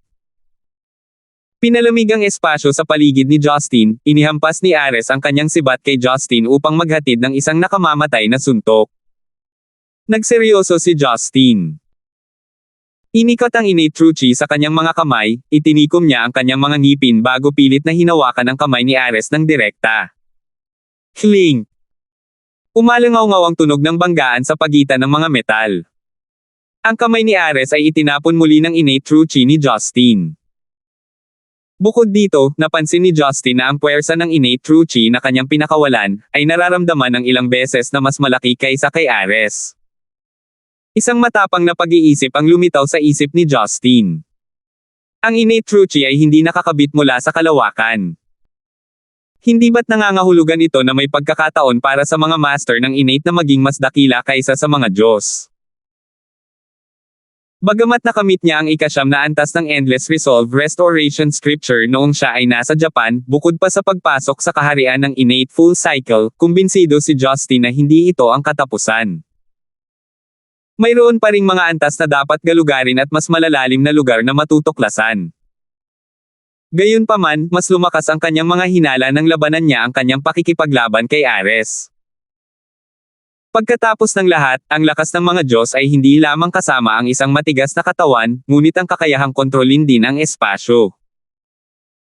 Sa makatuwid, kung ang innate true chi ay talagang lampas sa mga hadlang ng kalawakan, kung gayon ang kapangyarihan na ipinagmamalaki ng mga Diyos ay hindi lahat na hindi maihahambing, anuman ang kanilang iniisip. Siyempre, ito ay isang hypothesis lamang. Hindi pinapansin kung talagang lampas sa kalawakan ang innate true chi, hindi posible para sa isang innate master na lumutang sa himpapawid, ni hindi nila kayang sirain ang malalaking lugar ng madali o magbunga ng napakalawak na karagatan. Ang mga iyon ay posible lamang sa pamamagitan ng mga pamamaraan ng kalawakan ng mga Diyos. Hindi naging madali para kay innate true chi na makamit ang gayong mga kakayahan. Sa karamihan ng mga tao, ang mga gawang ito ay imposibleng maisagawa. Gayunpaman, maaaring linangin ni Justin ang innate true chi at maunawaan ang mga pamamaraan ng espasyo sa parehong oras. Ito ay katumbas ng isang tigre na nakakakuha ng mga pakpak. Laking gulat ni Ares. Dahil nagyelo ang espasyo sa paligid ni Justin, 2 beses pa rin siyang itinapon. Ito ay isang direktang insulto sa kanyang husay at kapangyarihan bilang isang Diyos. Bago muling humampa si Ares, nagkusa si Justin na ilunsad muna ang pag-atake. Gaya ng gusto ko. Ikinuyom ni Ares ang kanyang sibat upang salubungin si Justin, muling pinalamig ang espasyo sa paligid ni Justin. Hindi siya pinansin ni Justin at sumuko sa paggamit ng space method. Nakapatong ang kanyang mga palad sa isa't isa, nakabuo siya ng 2 track ng mala waterfall na innate chi na enerhiya. Ang innate true chi na sumugod kay Ares ay nagpabagabag sa kanya sa nalalapit na banta. Huwag mo ngang isipin na hampasin ako niyan. Tiklupin mo. Ang espasyo sa pagitan ni Ares ay nakatiklop sa ibang antas. Inaasahan niya na ang 2 track ng true chi ay magbabago ng direksyon at bumaril sa landas.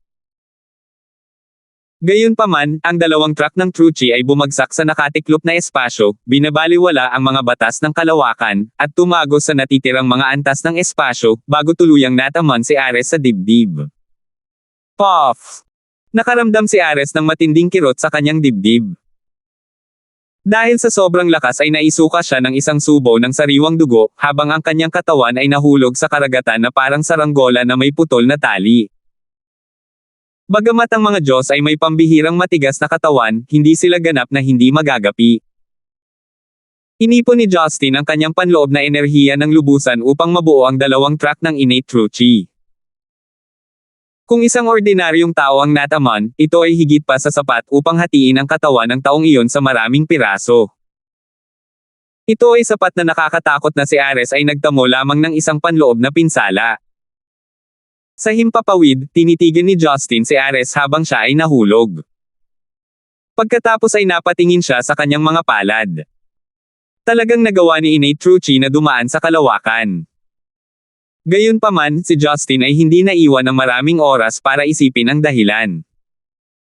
Lumipad pa itaas si Ares sa karagatan na nagdudulot ng mga halimaw na alon sa kanyang mga landas.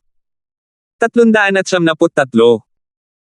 Tumalsik ang dugo mula sa sulok ng labi niya, pero dahil basang-basa siya sa tubig dagat, hindi na iyon masyadong halata.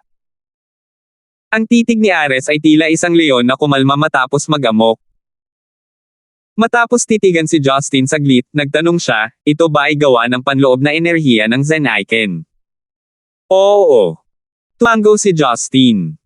Ako mismo, nagulat sa resulta.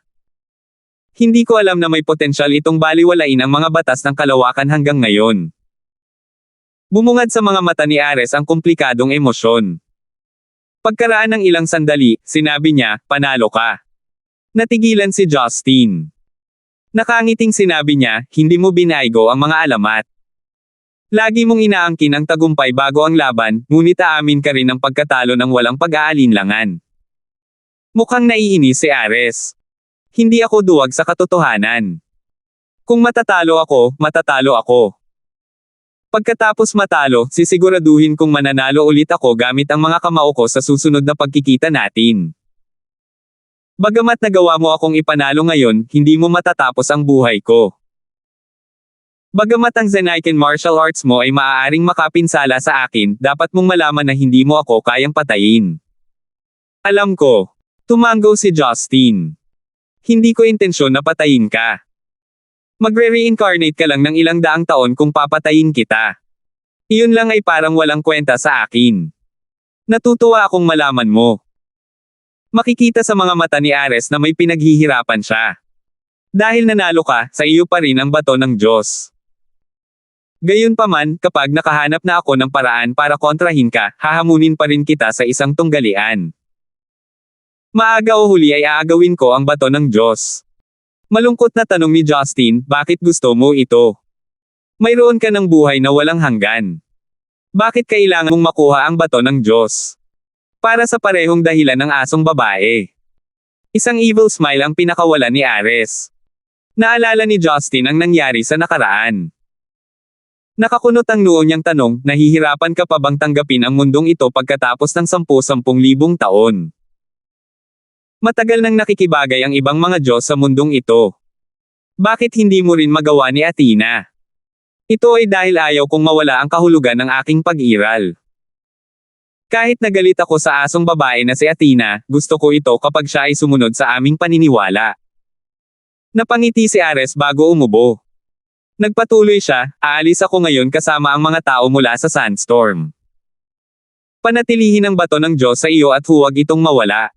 Babalik ako para dito. Nang matapos magsalita si Ares, nawala siya sa himpapawid nang lumingon siya. Napabuntong hininga si Justin. Siya ay lumaki ng isang maliit na pagkagusto sa kanya. Si Justin ay humanga sa kanyang pagpupursige sa kanyang paniniwala na nananatili dito sa loob ng 10,000 taon. Inayos niya ang kanyang emosyon at huminga ng malalim. Pagkatapos ay dahan-daang bumaba si Justin sa inabandonang lugar. Naghihintay doon sina Karen, Abbas Morgana, Grey Robe, bilang karagdagan sa nagising na si Zachary, na lahat ay naghihintay sa kanya ng may mataas na pag-asa. Anong nangyari? Umalis na ba ang Diyos ng digmaan? Maayos ba ang bato ng Diyos? Hindi maiwasang magtanong ni Karen sa kabila ng pagiging kalmado at malamig. Ngumiti si Justin sa kanya ng mahina at sumagot, hindi niya ako nagawang talunin kaya nakatakas siya, ibig sabihin ay mananatili ang bato ng Diyos. Talaga? Phew! Napangiti si Karen sa tuwa habang sina Abbas Morgana at JC ay nagkatinginan sa kasiyahan. Gayunpaman, mukhang hindi masyadong masaya si Zachary tungkol dito, na para bang may pinagkakaabalahan siya. Naglakad si Justin patungo kay Zachary at diretsyong tumitig sa kanyang mga mata. Walang ekspresyong tinanong niya, may gusto ka bang ipaliwanag sa akin? Natigilan si Zachary. Ganting tanong niya. Ano ito? Tungkol sa kung ano ang ginawa mo sa pagkakataong ito, sabi ni Justin habang tumutulo ang layunin ng pagpatay sa kanyang mga mata. Lumamlam ang mukha ni Zachary. Nakangiting mapait, sumagot siya, kaya nalaman mo. Naghihintay ako sa iyong sagot, malamig na sabi ni Justin. Iniisip ko mula noong Orinas, hindi, dapat siyang tawaging Ares ngayon, nagsisinungaling sa akin mula pa noong una, na-expose na niya ako, sabi ni Zachary. Dahil alam niyang sinabihan si Justin tungkol sa kanyang mga ginagawa, nagpa siyang maging tapat. Anong ginawa mo? Ano ang pinag-uusapan ninyo? Tanong ni Abbas Morgana. Hindi siya sinagot ni Justin, sa halip ay naghintay kay Zachary na magpatuloy sa pagsasalita. Nag-alinlangan sandali si Zachary. Gamit ang isang malalim na boses, sinabi niya, tama. Ang ginawa ay pinlano ko pagkatapos ng lahat. Lalong naguluhan ang audience nila sa pahayag niya. Sabik nilang tinitigan si Zachary, habang masakit na ipinikit ni Grey Robe ang kanyang mga mata. Morgana, natatandaan mo pa ba kung saan namatay ang ating anak na lalaki at manugang? Tanong ni Zachary kay Morgana. Nagulat si Morgana sa una, bago lumitaw ang kalungkutan sa kanyang mukha. Nanginginig siya, Kashmir. Oo, Kashmir, ang junction sa pagitan ng India at Pakistan. Sabi ni Zachary. Ako iyon, pinadala ko sila doon. Bakit dinala ito? Nais kong sabihin sa iyo na, ang mga taong umamba sa aming anak na lalaki at manugang ay ang mga tao ng Brahma, sabi ni Zachary. Nagulat si Justin at ang iba pa matapos siyang pakinggan. Napakunot ang noo ni Justin habang nagsimulang magmuni-muni. Naalala pa niya na noong siya ay nasa Tibet, binanggit ni Abbas Morgana ang krimen ni Zachary tungkol sa pagkamatay ng kanilang anak sa Kashmir. Ngunit wala siyang dahilan para bigyang pansin ito noon. Namula ang mga mata ni Abbas Morgana. Talaga. Tama. Mahigit 2 dekada ko nang iniimbestigahan ang kasong ito. Noong nakaraang taon ko lang nakumpirma ang mga pumatay sa kanila. Napuno ng puot at kalungkutan ang mga mata ni Zachary. Kung hindi dahil sa kanila, hindi sana namatay ang anak at manugang natin. Lumaki sana si Lucille kasama ang mga magulang niya, hindi mo ako iniwan, samantalang ang pamilya mo ay hindi masyadong naghihirap. Umiwas si Abbas Morgana para panasan ang mga luhang tumutulo sa kanyang mga mata. Paano nakakatulong kung banggitin mo ito ngayon? Nakaraan na ang lahat. Hindi lahat ay nakaraan na. Gusto kong pag-usapan ang ugat ng usapin mula sa mahigit 20 taon na ang nakalipas.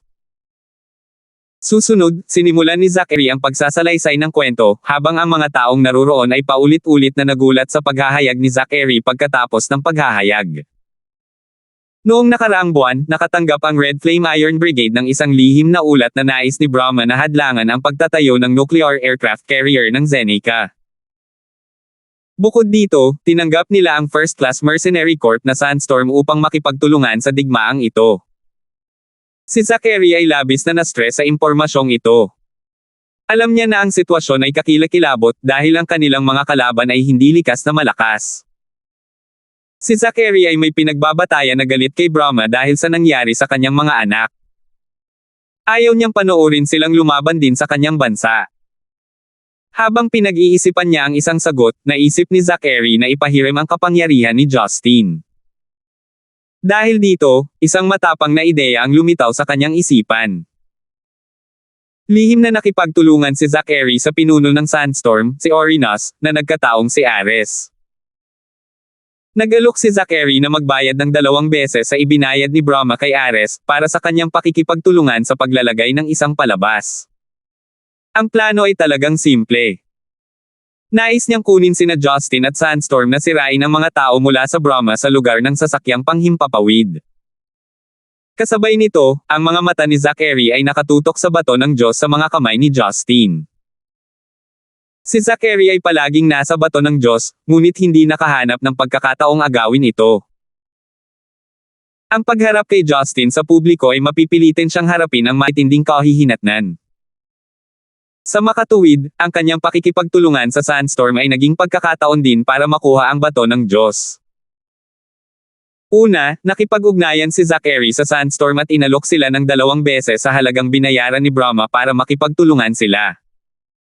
Susunod, pagkatapos sumang-ayon ang Sandstorm, nakipag-ugnayan si Zachary kay Brahma at binigyan sila ng alok na palitan ng sasakyang panghimpapawid gamit ang bato ng Diyos. Sinabi ni Zachary kay Brahma na handa siyang tulungan silang makuha ang bato ng Diyos ni Justin dahil nakapagbigay siya ng sensitibong impormasyon tungkol kay Justin ng detalyado. Kasabay nito, maaari niyang ilipat ang mga tao mula sa Red Flame Iron Brigade mula sa pag-abala kay Brahma sa pagkuha ng God's Stone. Ang kanyang kondisyon ay hindi kayang sirain ni Brahma ang aircraft carrier kasama ng Sandstorm. Ang Brahma ay isang organisasyon na may higit na kaalaman tungkol sa bato ng Diyos kumpara sa iba pang mga interesadong partido. Matapos ihambing ang mga kalamangan at kahinaan, nagpasya silang makipagsosyo kay Zachary upang ipakita ang pagpilit kay Justin na ibigay ang tunay na bato ng Diyos. Nang dumating ang Brahma at Sandstorm sa Stonegate, nagpanggap si Zachary na tinambangan ni Brahma. Pagkatapos ay binigay niya si Justin sa lugar ng sasakyang panghimpapawid habang binabaliwala ang kaligtasan ni Marian at ng iba pang mga tao sa tahanan ni Justin. Sinabi ni Zachary ang mga coordinate ng Sea Eagle sa Sandstorm, kaya nakuha niya rin ang kontrol doon. Ang paghahanda ni Zachary ay Maceland. Hanggat nakuha ni Brahma ang bato ng Diyos sa mamagitan ng Sandstorm, hindi maghahinala si Justin na si Zachary ang nagnakaw ng bato, ngunit sa halip ay si Brahma. Higit pa rito, malamang nakukunin ni Brahma si Marian at ang iba pa bilang mga hostage, na tiyak na magbubunsod kay Justin. Huli na ng tuluyang napagtanto ni Brahma na ang mga mersenaryo ng Sandstorm ay tatanggihan na ipasa ang bato ng Diyos sa kanila pagkatapos makuha ito, habang ang tunay na taong nakakuha ng bato ng Diyos ay si Zachary mismo. Hanggat pumayag ang Sandstorm na magtago at iligtas si Marian at iba pang mga hostage, papatayin ni Justin si Brahma nang walang pag-aalinlangan. Kapag nabigo si Justin na makuha ang bato ng Diyos pagkatapos patayin si Brahma, wala pa rin siyang dahilan para maghinala kay Zachary kahit ano pa ang mangyari. Sa kasamaang palad, na-miss ni Zachary ang isang mahalagang tao, si Ares. Si Ares mismo ang Diyos ng digmaan. Ang kanyang tunay na intensyon ay makuha ang bato ng Diyos at patayin si Justin. Para kay Ares, ang Brahma at Red Flame Iron Brigade ay mga laruan lamang na kasangkapan. Bilang isang taong nalulong sa mga labanan, natutuwa siyang makibahagi sa naturang labanan. Mula sa simula hanggang sa wakas, si Brahma ang kalunos-lunos na uod na sinamantala ng magkabilang panig. Si Zachary ang mantis na nangangaso ng cicada, habang si Ares ang oriole sa likod.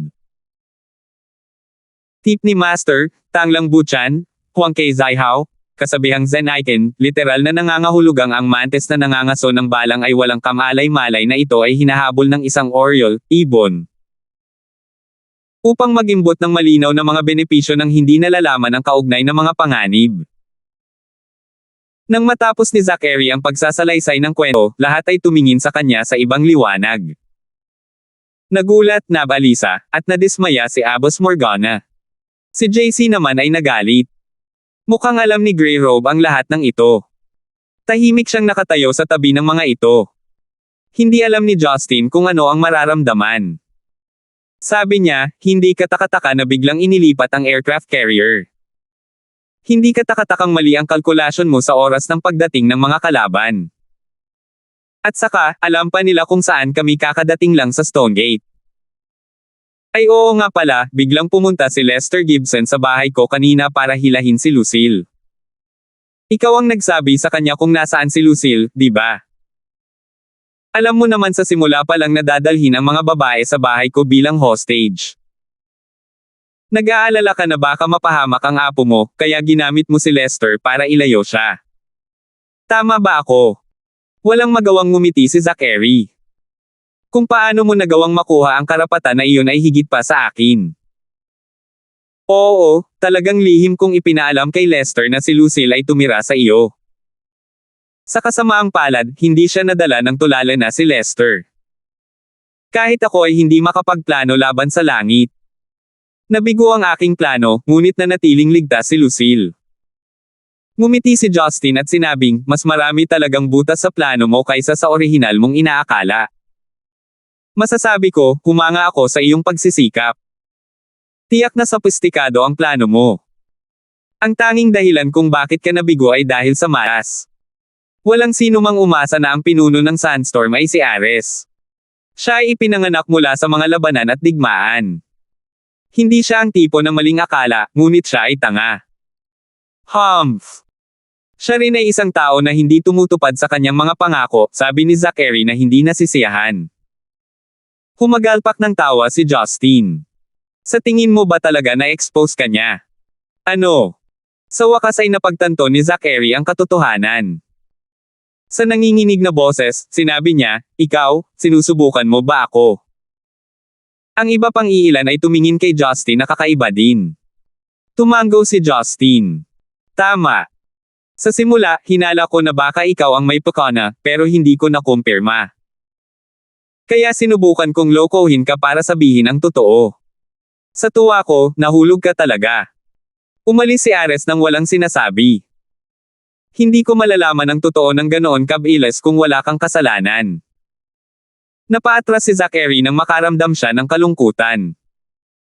Napakaraming arrangement ang ginawa mo, at pinahintulutan mo pa ang iyong mga nasasakupan na masugitan. Muntik nang mawala ng buhay si Sky Dragon. At the end of the day, ganoon pa rin ang sitwasyon. Wala akong ideya kung ano ang iniisip mo. Walang pinagkaiba sa paghuhukay ng iyong libingan para sa iyong sarili, bumantong hininga si Justin. Nagsimulang tumawa ng malamig si Zachary. Maya-maya pa'y lumakas ang tawa niya na naging dahilan para magmukha siyang baliw. Anong alam mo? Anong alam mo? Alam mo ba kung gaano kasakit ang pinagdaanan ko? Hayaan mong sabihin ko sa iyo, Justin, sabi ni Zachary. Ako ay naging clan master ng Lysander clan sa loob ng halos 30 taon. Ako ay itinalaga bilang pinuno ng Red Flame Iron Brigade, ngunit kailangan kong lumayo sa spotlight para sa maliwanag na mga dahilan, kaya naman ang Lysander clan ay natigil bilang pangalawang class clan sa Central City. Ako ay naging pinuno ng bansa, ang organisasyon sa Central City. Na umiikot sa akin ang kanilang mga mata, o nang iinsulto sa aking likuran. Ngunit wala akong magagawa. Halos 3 dekada na itong nanatili. Tahimik kong tinitiis ang lahat ng ito, ngunit ano ang napala ko sa huli? Hindi na lumakas ang angkan ng Lysander. Ang aking anak at manugang na babae ay parehong nag-ambag ng kanilang buhay sa bansa. Ang aking asawa at apo ay parehong lumipat upang manirahan sa kabundukan. Ako lang ang mag-isa sa bahay, isang malungkot na kamag-anak, upang harapin ang lahat ng aking matanda. Ang aking mga kakayahan upang mapalago ang angkan. Habang sumisigaw si Zachary, dahan-daang natubagan si Abbas Morgana. Makikitang nalulungkot siya at nanghihinayang. Masakit na ipinikit ni Grey Robe ang kanyang mga mata. Malinaw na alam niya kung gaano kahirap ang naging buhay ni Zachary. Hindi mapakalma ni Zachary ang sarili. Naglabasan ng mga ugat sa kanyang noo. Patuloy na pinalalakas ng ibang mga bansa ang kanilang mga nakatagong organisasyong pangkaligtasan. Blue Storm mula sa Amerika, Soviet Medal mula sa Russia, kahit na hindi opisyal na mga organisasyon tulad ng Yamatesek, Vatican at Jaguar. Lahat sila ay lumalaki sa mas mabilis na rate kaysa sa amin sa Red Flame Iron Brigade. Mayroon kaming pinakamaraming miyembro, ngunit ang kalidad ay patuloy na bumababa ng walang tigil sa isang puwersang miyembro mula sa iba pang puwersang nagsasakripisyo. Hindi man lang maprotektahan ang sarili natin. Paano natin protektahan ang isang bansa? Kami ay naghahangad para sa paglago, ngunit sino ang nariyan upang tumulong sa amin? Ang lahat ng mga moron ay alam kung paano gawin ay kumuha ng kredito. Wala silang ideya na sila ay nahahati sa 8 piraso ng hindi namin binabantayan ang bansa. Kung hindi dahil sa bansang ito, bakit mo iisipin na kailangan kitang pasayahin sa tuwing kakausapin kita, kung mas matanda ako sa iyo? Sa tingin mo ba kailangan ko talagang tumikom ang bibig ko sa tuwing sinisiraan mo ako o nagsasalita ng sarkastiko? Nanatiling tahimik si Justin. May katuturan ang sinabi ni Zachary. Bagamat mali ang tinahak niyang landas, ito ay medyo naiintindihan. Sapat na sa akin ang pagmamaliit. Tapos na rin akong pasayahin ang mga taong mas mababa sa akin, malamig na sabi ni Zachary. Dahil nalantad ako ngayon, wala akong planong ipagpatuloy ang posisyong ito. Justin, kung mayroon kang kaunting konsensya, ilihim mo ang bagay na ito ngayon. Gusto ko lang magbitiw sa aking posisyon at maging isang ordinaryong matanda sa bahay. Bago sumagot si Justin, umalangaw-ngaw ang karismatikong boses ng isang lalaki mula sa maliit na Dallas Days sa likod niya. Ang bawat pagkakamali na gawa ay may kaakibat. Ang pag-iwas sa responsibilidad ay nangangahulugang hindi mo napagtanto kung ano ang iyong ginawang mali. Nagtatakang napalingon ang lahat sa direksyon kung saan nanggaling ang tunog. Napatulala si Justin. Sa ganoong kalayuan, bakit hindi ko napansin ang presensya ng iba? Paano ito posible? 374. Dahan-dahan, ang mga tabas ng isang lalaki ay malabong lumitaw mula sa likod ng Dallas Days. Ang kanyang mga yapak ay pantay-pantay, na para bang siya ay naglalakad ng maaliwalas.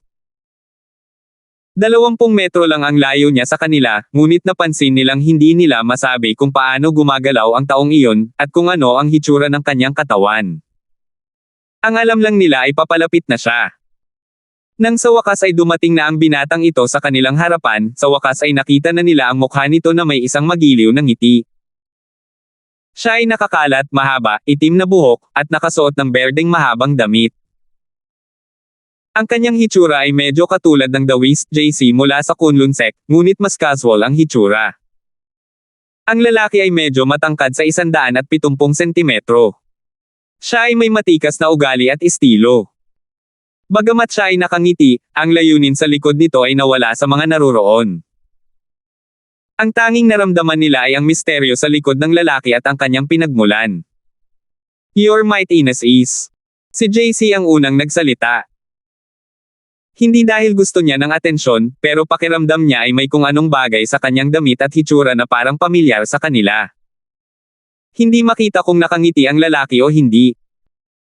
Tumingin kay JC mula ulo hanggang paa, sinabi niya, "Wow, hindi ko akalain na makikita ko ang Little JC noon na nakasuot ng damit ng elder mula sa Kunlun Sect. Ano ito? Bakit hindi mo nakilala ang sekta mong tiyuhin?" Si JC ay mukhang nagtataka, na parang may naalala siya. Napaatras siya ng 2 hakbang at sinimulang pagmasdan ng mabuti ang lalaki. Nang mamulat siya, bumungad sa kanya ang mukha na puno ng pagtataka. Tumawa ang lalaki. Naaalala ko pa noong una kang pumunta sa kabundukan at wala kang alam tungkol sa ating mga gawi. Lagi mo akong hinahanap para sa anumang mga katanungan tungkol sa paglilinang na mayroon ka. Kapag tinanong ko kung bakit hindi mo tanungin ang iyong Panginoon, ang aking nakatatandang kapatid, sa halip, sasabihin mo sa akin, masyadong mabangis si Master. Hindi ako papagalitin ni Sec Tio. Mataas ang inaasahan ko para sa iyong kinabukasan, alam kong magiging Kat-Angie tangi kapag katapos ng iyong paglaki, dahil nakagawa ka ng iba pang solusyon sa iyong mga problema, hindi tulad ng ibang mga disipulo na nagtiis ng pagsaway mula sa kanilang Panginoon nang hindi nagtatanong sa ibang mga tiyuhin sa sekta. Sa kasamaang palad, naniniwala ako na hindi ko napagmasdan ang iyong pag-unlad, bakit nasa unang bahagi ka pa ng innate. Kumatok. Habang pinagmamasdan ng lahat, biglang lumuhad si JC at nontog ang kanyang ulo sa lupa bago sumigaw, "Nice to see you again, Sect Uncle Xander." Sect Uncle Xander. Si Abbas Morgana na kanina pa nakatayo sa gilid ay tila may napansin din, habang si Zachary at Grey Robe ay medyo walang alam. Sina Justin at Karen, sa kabilang banda, ay walang ideya kung ano ang nangyayari. Sino si Xander? Binanggit ng lalaki ang 80 taon na ang nakakaraan, at tinukoy bilang sect uncle ni JC. Kung iyon ang kaso, ang lalaking ito ay kailangang hindi bababa sa 100 taong gulang. Gayunpaman, mas malapit siyang tumingin kay Justin, 24 na taong gulang, kaysa sa isang lalaki na 100 taong gulang. Bumantong hininga si Xander, hindi katakatakang hindi mo nagawang makapasok sa innate realm. Siguradong naturuan ka ng mali ng aking matigas na kapatid na nakatatandang kapatid. Itigil mo na ang paggawa ng mga hindi kinakailangang bagay na tulad nito. Hindi ako Buddha, hindi mo kailangang lumuhad sa harap ko. Little JC, kung tunay kang may hawak na anak para sa sect uncle, mas praktikal ang pagpapadala ko sa'yo. Mga nakaraang araw, napakaraming magagandang restoran na gusto kong kumain, ngunit ang aking budget sa paglalakbay ay hindi isinasaalang-alang ito ng matagal. Tip ni Master, sa Confucian philosophy, ang filial piety, Xiao, ay isang birtud ng paggalang sa mga magulang, nakatatanda, at mga ninuno. Mukhang mapait si JC. Kanina, natulala siya sa pagdating ni Xander. Gayunpaman, pagkatapos makinig kay Xander, malungkot niyang sinabi, Sect Uncle, ako, wala ring pera si Little JC sa kanya. Namula ang mukha ni JC nang tawagin siya ng kanyang young Sect Uncle na Little JC, sa harap ng iba. Si Justin ay nagkaroon pa ng gana na tumawa. Buntong hininga, kalimutan mo na yun. Babalik pa rin ako pagkatapos kong harapin ang mga usapin ngayong gabi. Ibinaling ni Xander ang kanyang atensyon kay Zachary. Nakangiting sinabi niya, bilang general ng Red Flame Iron Brigade, siguradong napagtanto mo na kung sino ako ngayon, hindi ba? Mapait na ngumiti si Zachary. Pakiramdam niya, napakalaking biro ng tadhana at siya ang tanga. Bumantong hininga, sinabi niya, si Senior ay dapat na taga-Angming, tama ba ako? Tama iyan. Naging Angming Messenger, ako sa nakalipas na 5 taon. Ang taon na ito ay nangyari na ang huli ko, ngunit hindi ko inaasahan na dadalhin mo ako ng ganoong problema sa huling ilang buwan ng taon, napabuntong hininga si Xander habang umiiling. Hongmeng. Hongmeng Messenger. Ano ang mga iyon? Lahat maliban kay Zachary ay nasa isip nila ang tanong na ito. Pinaikit ni Zachary ang kanyang mga mata. Bakit ito nangyayari? Napakaraming mandirigma mula sa Red Flame Iron Brigade ang namatay sa nakaraan. Noong nahaharap tayo sa kawalan ng pag-asa, si Hongmeng ay palaging isang alamat, walang bakas gaya ng dati. Nang sa wakas ay pinili kong gumawa ng desisyon, nagpa siya si Hongmeng na humarap sa akin. Red or Red Flame? Bahagyang ngumiti si Xander. Hindi mo pa rin ba naiintindihan? Si Hongmeng ay hindi sumuko sa lupaing ito. Ang iyong pag-iisip ang nagbago. Si Zachary ay mukhang miserable habang nananatiling tahimik. Sa sandaling ito, hindi naiwasang magtanong ni JC, Sect Uncle, hindi ba? Hindi. Bakit ka? Say what you must. Bakit ka nauutil? What do you want? Tanong ni Xander na hindi nasisiyahan. Sige. Maingat na tanong ni JC, noong 20 taong gulang pa lang ako noon, hindi ba, sect uncle, tinambangan? At, nangyari iyon. Bakit ka? Sinusubukan mo bang sabihin na namatay ako sa kaganapang iyon, ngunit sa halip, nakatayo pa rin ako sa harap mo, mukhang napakagwapo at bata. Pinipigilan ni Xander ang kanyang pagtawa. Pilit na tumango si JC. Ayaw kong sabihin sa iyo, tuwang-tuwa na sabi ni JC. Natahimik ang lahat. Bagamat sila ay labis na nabigla, tumanggi silang maniwala na ang binata ay talagang tiyuhin ng sekta ni JC. Sa wakas ay naisip ni Abbas Morgana kung sino ang taong iyon. Nagulat siya, napabulalas siya, naisip ko na. Xander mula sa Kunlun Sect. Ikaw ang henyo mula sa Kunlun Sect na kadalasang nagtatrabaho mula sa anino, Xander. Oh, sabi ni Xander.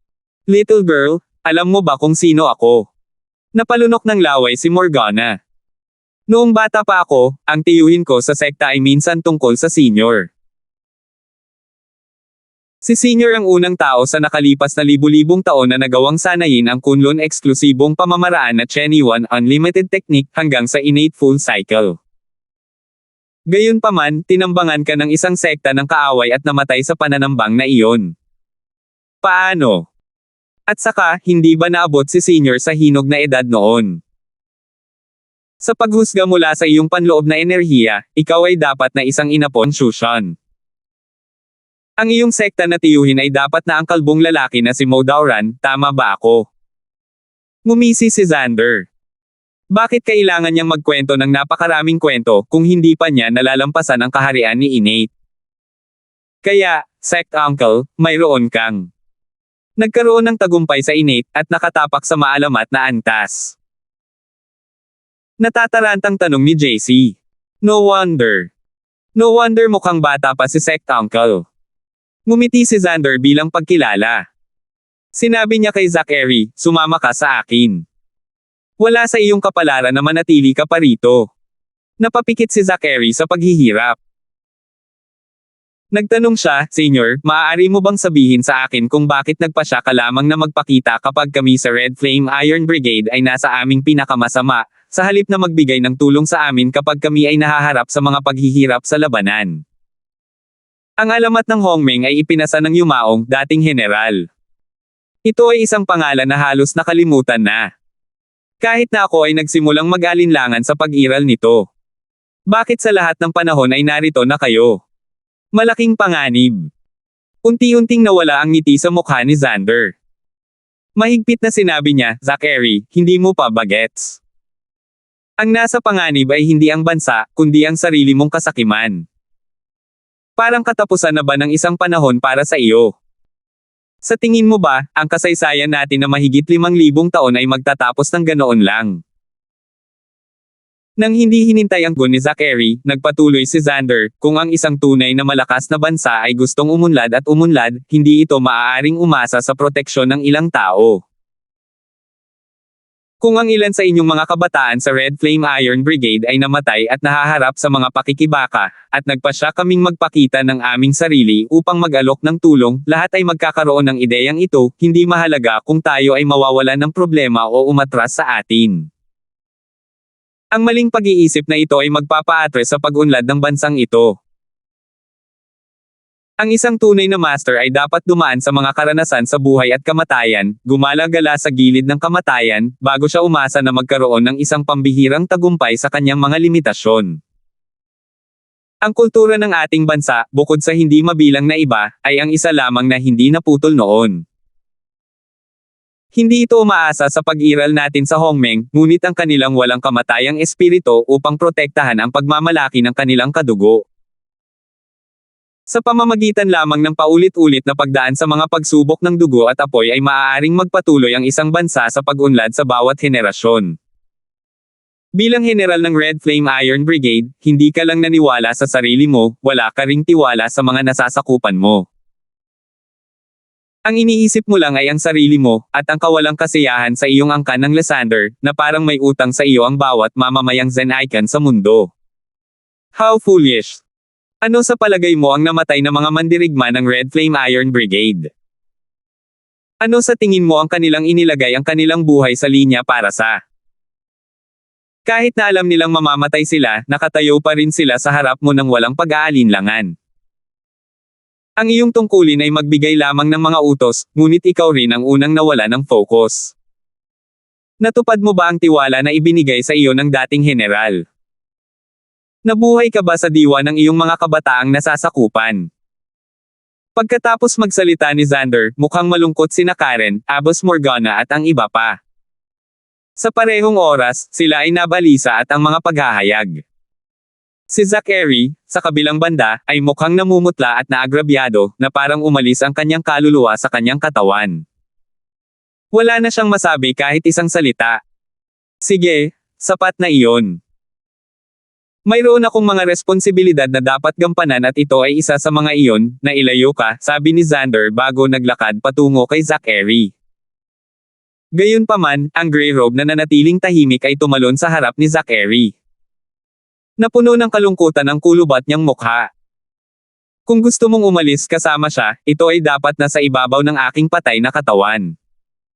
375. Natigilan si Xander. Hindi niya inaasahan na may pipigil sa kanya, ngunit hindi siya nagalit. Nakangiting sinabi niya, munting manika, lumayo ka. Wala kang kapangyarihan laban sa akin. Kung mapipigilan kita o hindi ay pangalawa sa problema, seryosong sabi ni Grey Robe.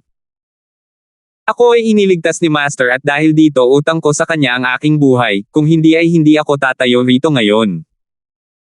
Dahil nabuhay ako sa loob ng maraming taon bilang bantay ni Master, hindi ako nagsisisi. Alam kong ikukulong ni Senior si Master hanggang sa kamatayan ang magdulot sa kanya ng higit na pagdurusa kaysa kamatayan. Dahil hindi ko na kayang manatili sa kanyang tabi, ako ay kumilos para magpasalamat sa Panginoon. Grey Robe? Lumayo ka. Itinaas ni Zachary ang kanyang ulo habang namumula ang kanyang mga mata. Ginagampanan lang ni Senior Xander ang isang responsibilidad na ibinigay ni Hongmeng. Ako ang general ng Red Flame Iron Brigade, ngunit lahat, kahit ako, ay kailangan pa ring parusahan sa aking mga pagkakamali. Guru, ni minsan ay hindi kita sinuway. Bagamat hindi ako sumang-ayon sa iyong mga plano sa pagkakataong ito, tumabi ako ng hindi gumagambala. Gayunpaman, sa pagkakataong ito, susuwayin ko ang iyong mga utos para sa aking makasariling kagustuhan. Sa sandaling matapos magsalita si Grey Robe, sinimulan niyang i-condense ang true chi sa buong katawan niya bago nag-post ng fighting stance. Si Xander ay hindi tumugon sa kanya, na para bang hinihintay niya ang Grey Robe na unang hampasin.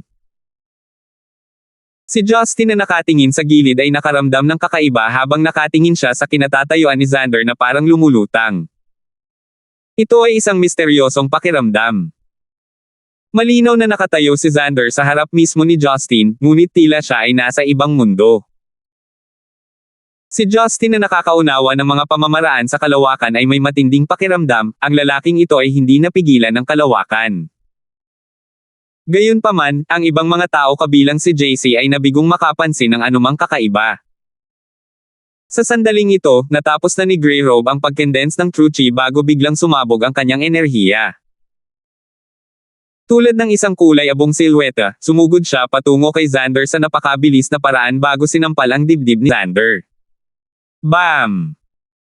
Isang katok ang umalangaw-ngaw, ngunit hindi dahil may nataman si Grey Robe. Bago maabot ng kanyang palad si Xander, isang walang hugis na puwersa ang nagpaalis sa kanyang katawan. Pumitik si Grey Robe ng ilang beses sa himpapawid bago bumagsak sa lupa, na nagdulot sa kanya ng pagluwa ng isang subo ng sariwang dugo bilang resulta ng pagtanggap ng matinding pinsala sa loob. Walang ekspresyon, bumantong hininga si Xander, nakakalungkot na kailangan mong maging tapat. Sa mundong ito, may mga damdamin at dahilan, na kung minsan ay maaaring maging mas mahalaga sa buhay. Gayunpaman, sa pagkakataong ito, hindi na. Kailangan kong gawin kung ano ang pinanggalingan ko. Hindi na niya kayang ipagpatuloy ang pagiging general. Isang taong nakakaalam ng napakaraming sikreto ng kanyang bansa. Lugar. Hanggat ako, si Grey Robe, ay humihinga pa, hindi ako papayag na dalhin ni Senior si Master. Nagpumigla si Grey Robe na tumayo habang balak niyang ipagpatuloy ang laban. Hindi ka man lang makalapit sa akin. Paano mo ako pipigilan? Tanong ni Xander. Kahit hindi kita mapigilan, hindi ako titigil sa pagsusumikap.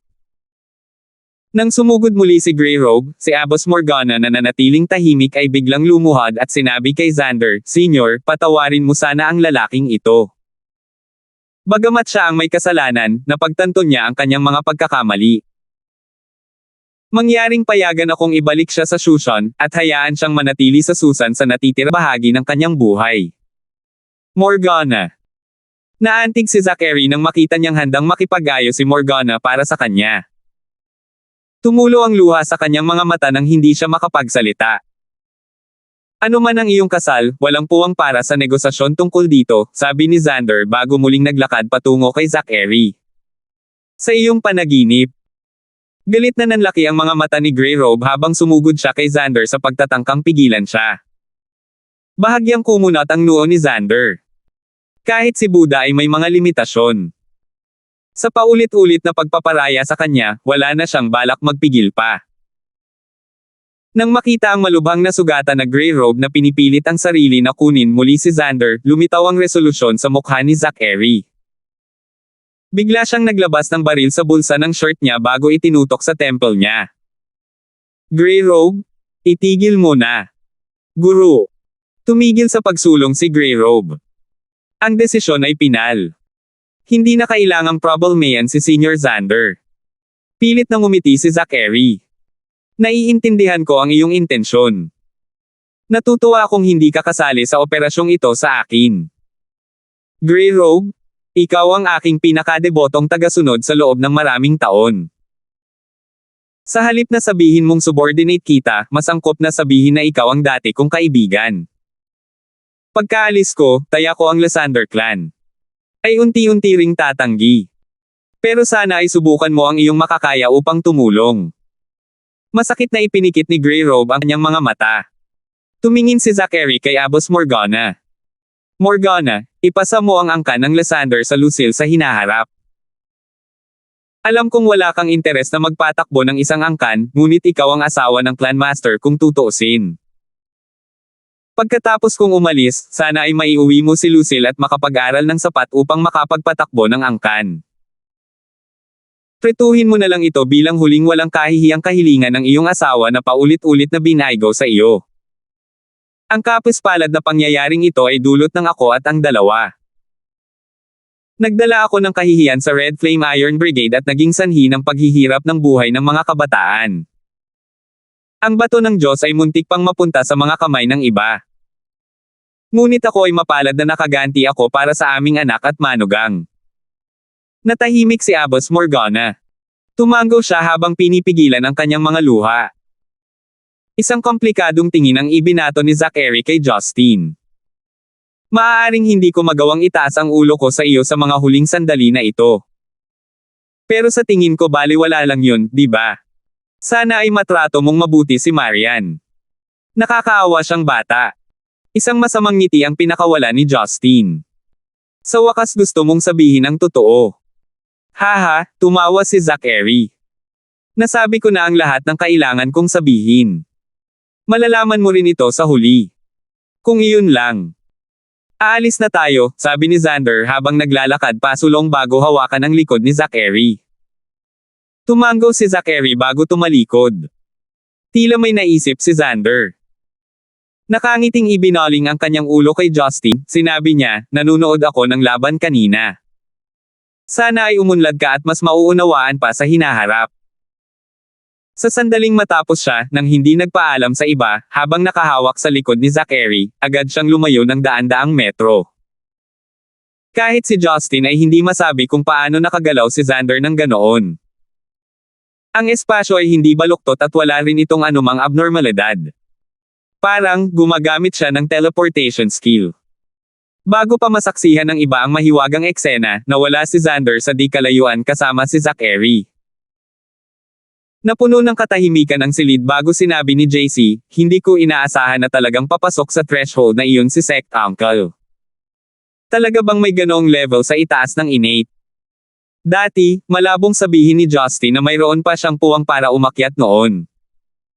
Sa wakas ay masisiguro na niya ang ganoong pag-iral. Nang makita ang mala-teleportasyon na paraan ng pag-alis na ginamit ni Xander kanina, nakatanggap si Justin ng kaunti pang insight. Sa kanyang harapan, naramdaman niya na parang bumukas ng bahagya ang isang hindi pa nagagawang pinto at tumambad sa isang maliit na puwang. Ano ang iniisip mo? Mahinang tanong ni Karen. Umiling si Justin. Wala naman. Wala akong maipaliwanag ng maayos. Uye, ano ang mangyayari sa inyo sa Red Flame Iron Brigade ngayong umalis na si Zachary? Pinunasan ni Abbas Morgana ang mga luha sa kanyang mga mata bago sinabing, huwag kang mag-alala. Si Hongming ay may dalawang pangunahing responsibilidad, ang protektahan ang kaibuturan ng bansa at ang pangasiwaan ng general ng Red Flame Iron Brigade. Ang Red Flame Iron Brigade ay isang hindi kinaugalian na nakatagong organisasyon. Ngayon, ang magagawa na lang natin ay maghintay. Tumango si Justin. Hindi naman siya masyadong nag-aalala. Ngayong naayos na ang gulo, naalala niya si Talia na inilagay niya sa Roslyn bar kanina. Kasama si Roslyn, dapat silang mag-alala na may sakit para sa kanyang ligtas na pagbabalik. Dahil wala nang iba dito, babalik ako sa ngayon, sabi ni Justin sa kanila. Hinawakan ni JC ang kanyang mga kamao. Salamat, Mr. Gibson. Ang dawis na ito ay hindi makakaligtas kung hindi ang presensya mo kanina. Ikinaway ni Justin ang isang kamay niya bago tumalikod at umalis. Mabilis siyang tumakbo patungo sa kanyang nakaparadang sasakyan. Si Justin pagkatapos ay nagmaneho pabalik ng malapit ng magbukang liwayway. Napakabigla ng mga pangyayari kagabi na ipinakita. Naalala ni Justin na hindi siya tumawag sa bahay kagabi. Hindi niya maiwasang may Rita. Siguradong nagalit na naman si Marian sa kanya. Kinailangan niyang magtiis na makita si Justin na naghahapunan kasama ang ibang babae. Hindi ba siya naisip ang maghanap ng gulo sa hindi pag-uwi ng gabing iyon? Gayunpaman, hindi siya maaaring tumawag lamang sa telepono ngayong madaling araw, hindi pa banggitin ang kanyang kawalan ng kakayahang ipaliwanag ang nangyari kagabi. Kaya, sumuko si Justin sa pagpapaliwanag. Pagdating niya sa Roslyn bar, halos walang tao sa loob. Dalawang hindi kilalang lalaki mula sa Red Thorn Society ang nagbabantay sa tindahan, habang nararamdaman ni Justin ang presensya ng maraming lalaki na nakapalibot sa bar. Tila, sila ay mga taong hiniling na protektahan ang lugar. Nang makita si Justin, ilang mga elite ng Red Thorn Society na nakakakilala kay Justin ay yumuko sa kanya at binati siya. Binati naman ni Justin ang kanyang mga kamay. Pumunta siya sa likod ng bar at pumunta sa kwarto ni Roslyn. Tinanong niya ang dalawang bodyguard sa labas ng pinto, natutulog ba ang amo mo sa loob? Umiling sila. Mr. Gibson, hindi namin alam kung tulog si boss o hindi. Si Justin ay nakaramdam ng katangahan sa puntong iyon. Kakaiba kung alam ng mga bodyguard kung tulog ang mga babae niya o hindi, dahil ibig sabihin ay sumilip sila sa loob. Kaya naman siya na mismo ang nagbukas ng pinto at pumasok sa loob. Napuno ng amoy ng pabango ang silid. Itinaas ni Justin ang kanyang ulo upang tingnan ang kama ni Roslyn. Agad niyang naramdaman na bumulwak ang dugo mula sa kanyang buong katawan patungo sa kanyang utak. Napalunok siya ng laway habang nanunuyo ang bibig. Salamat po at sinamahan ninyo ako, ingat lagi mga master.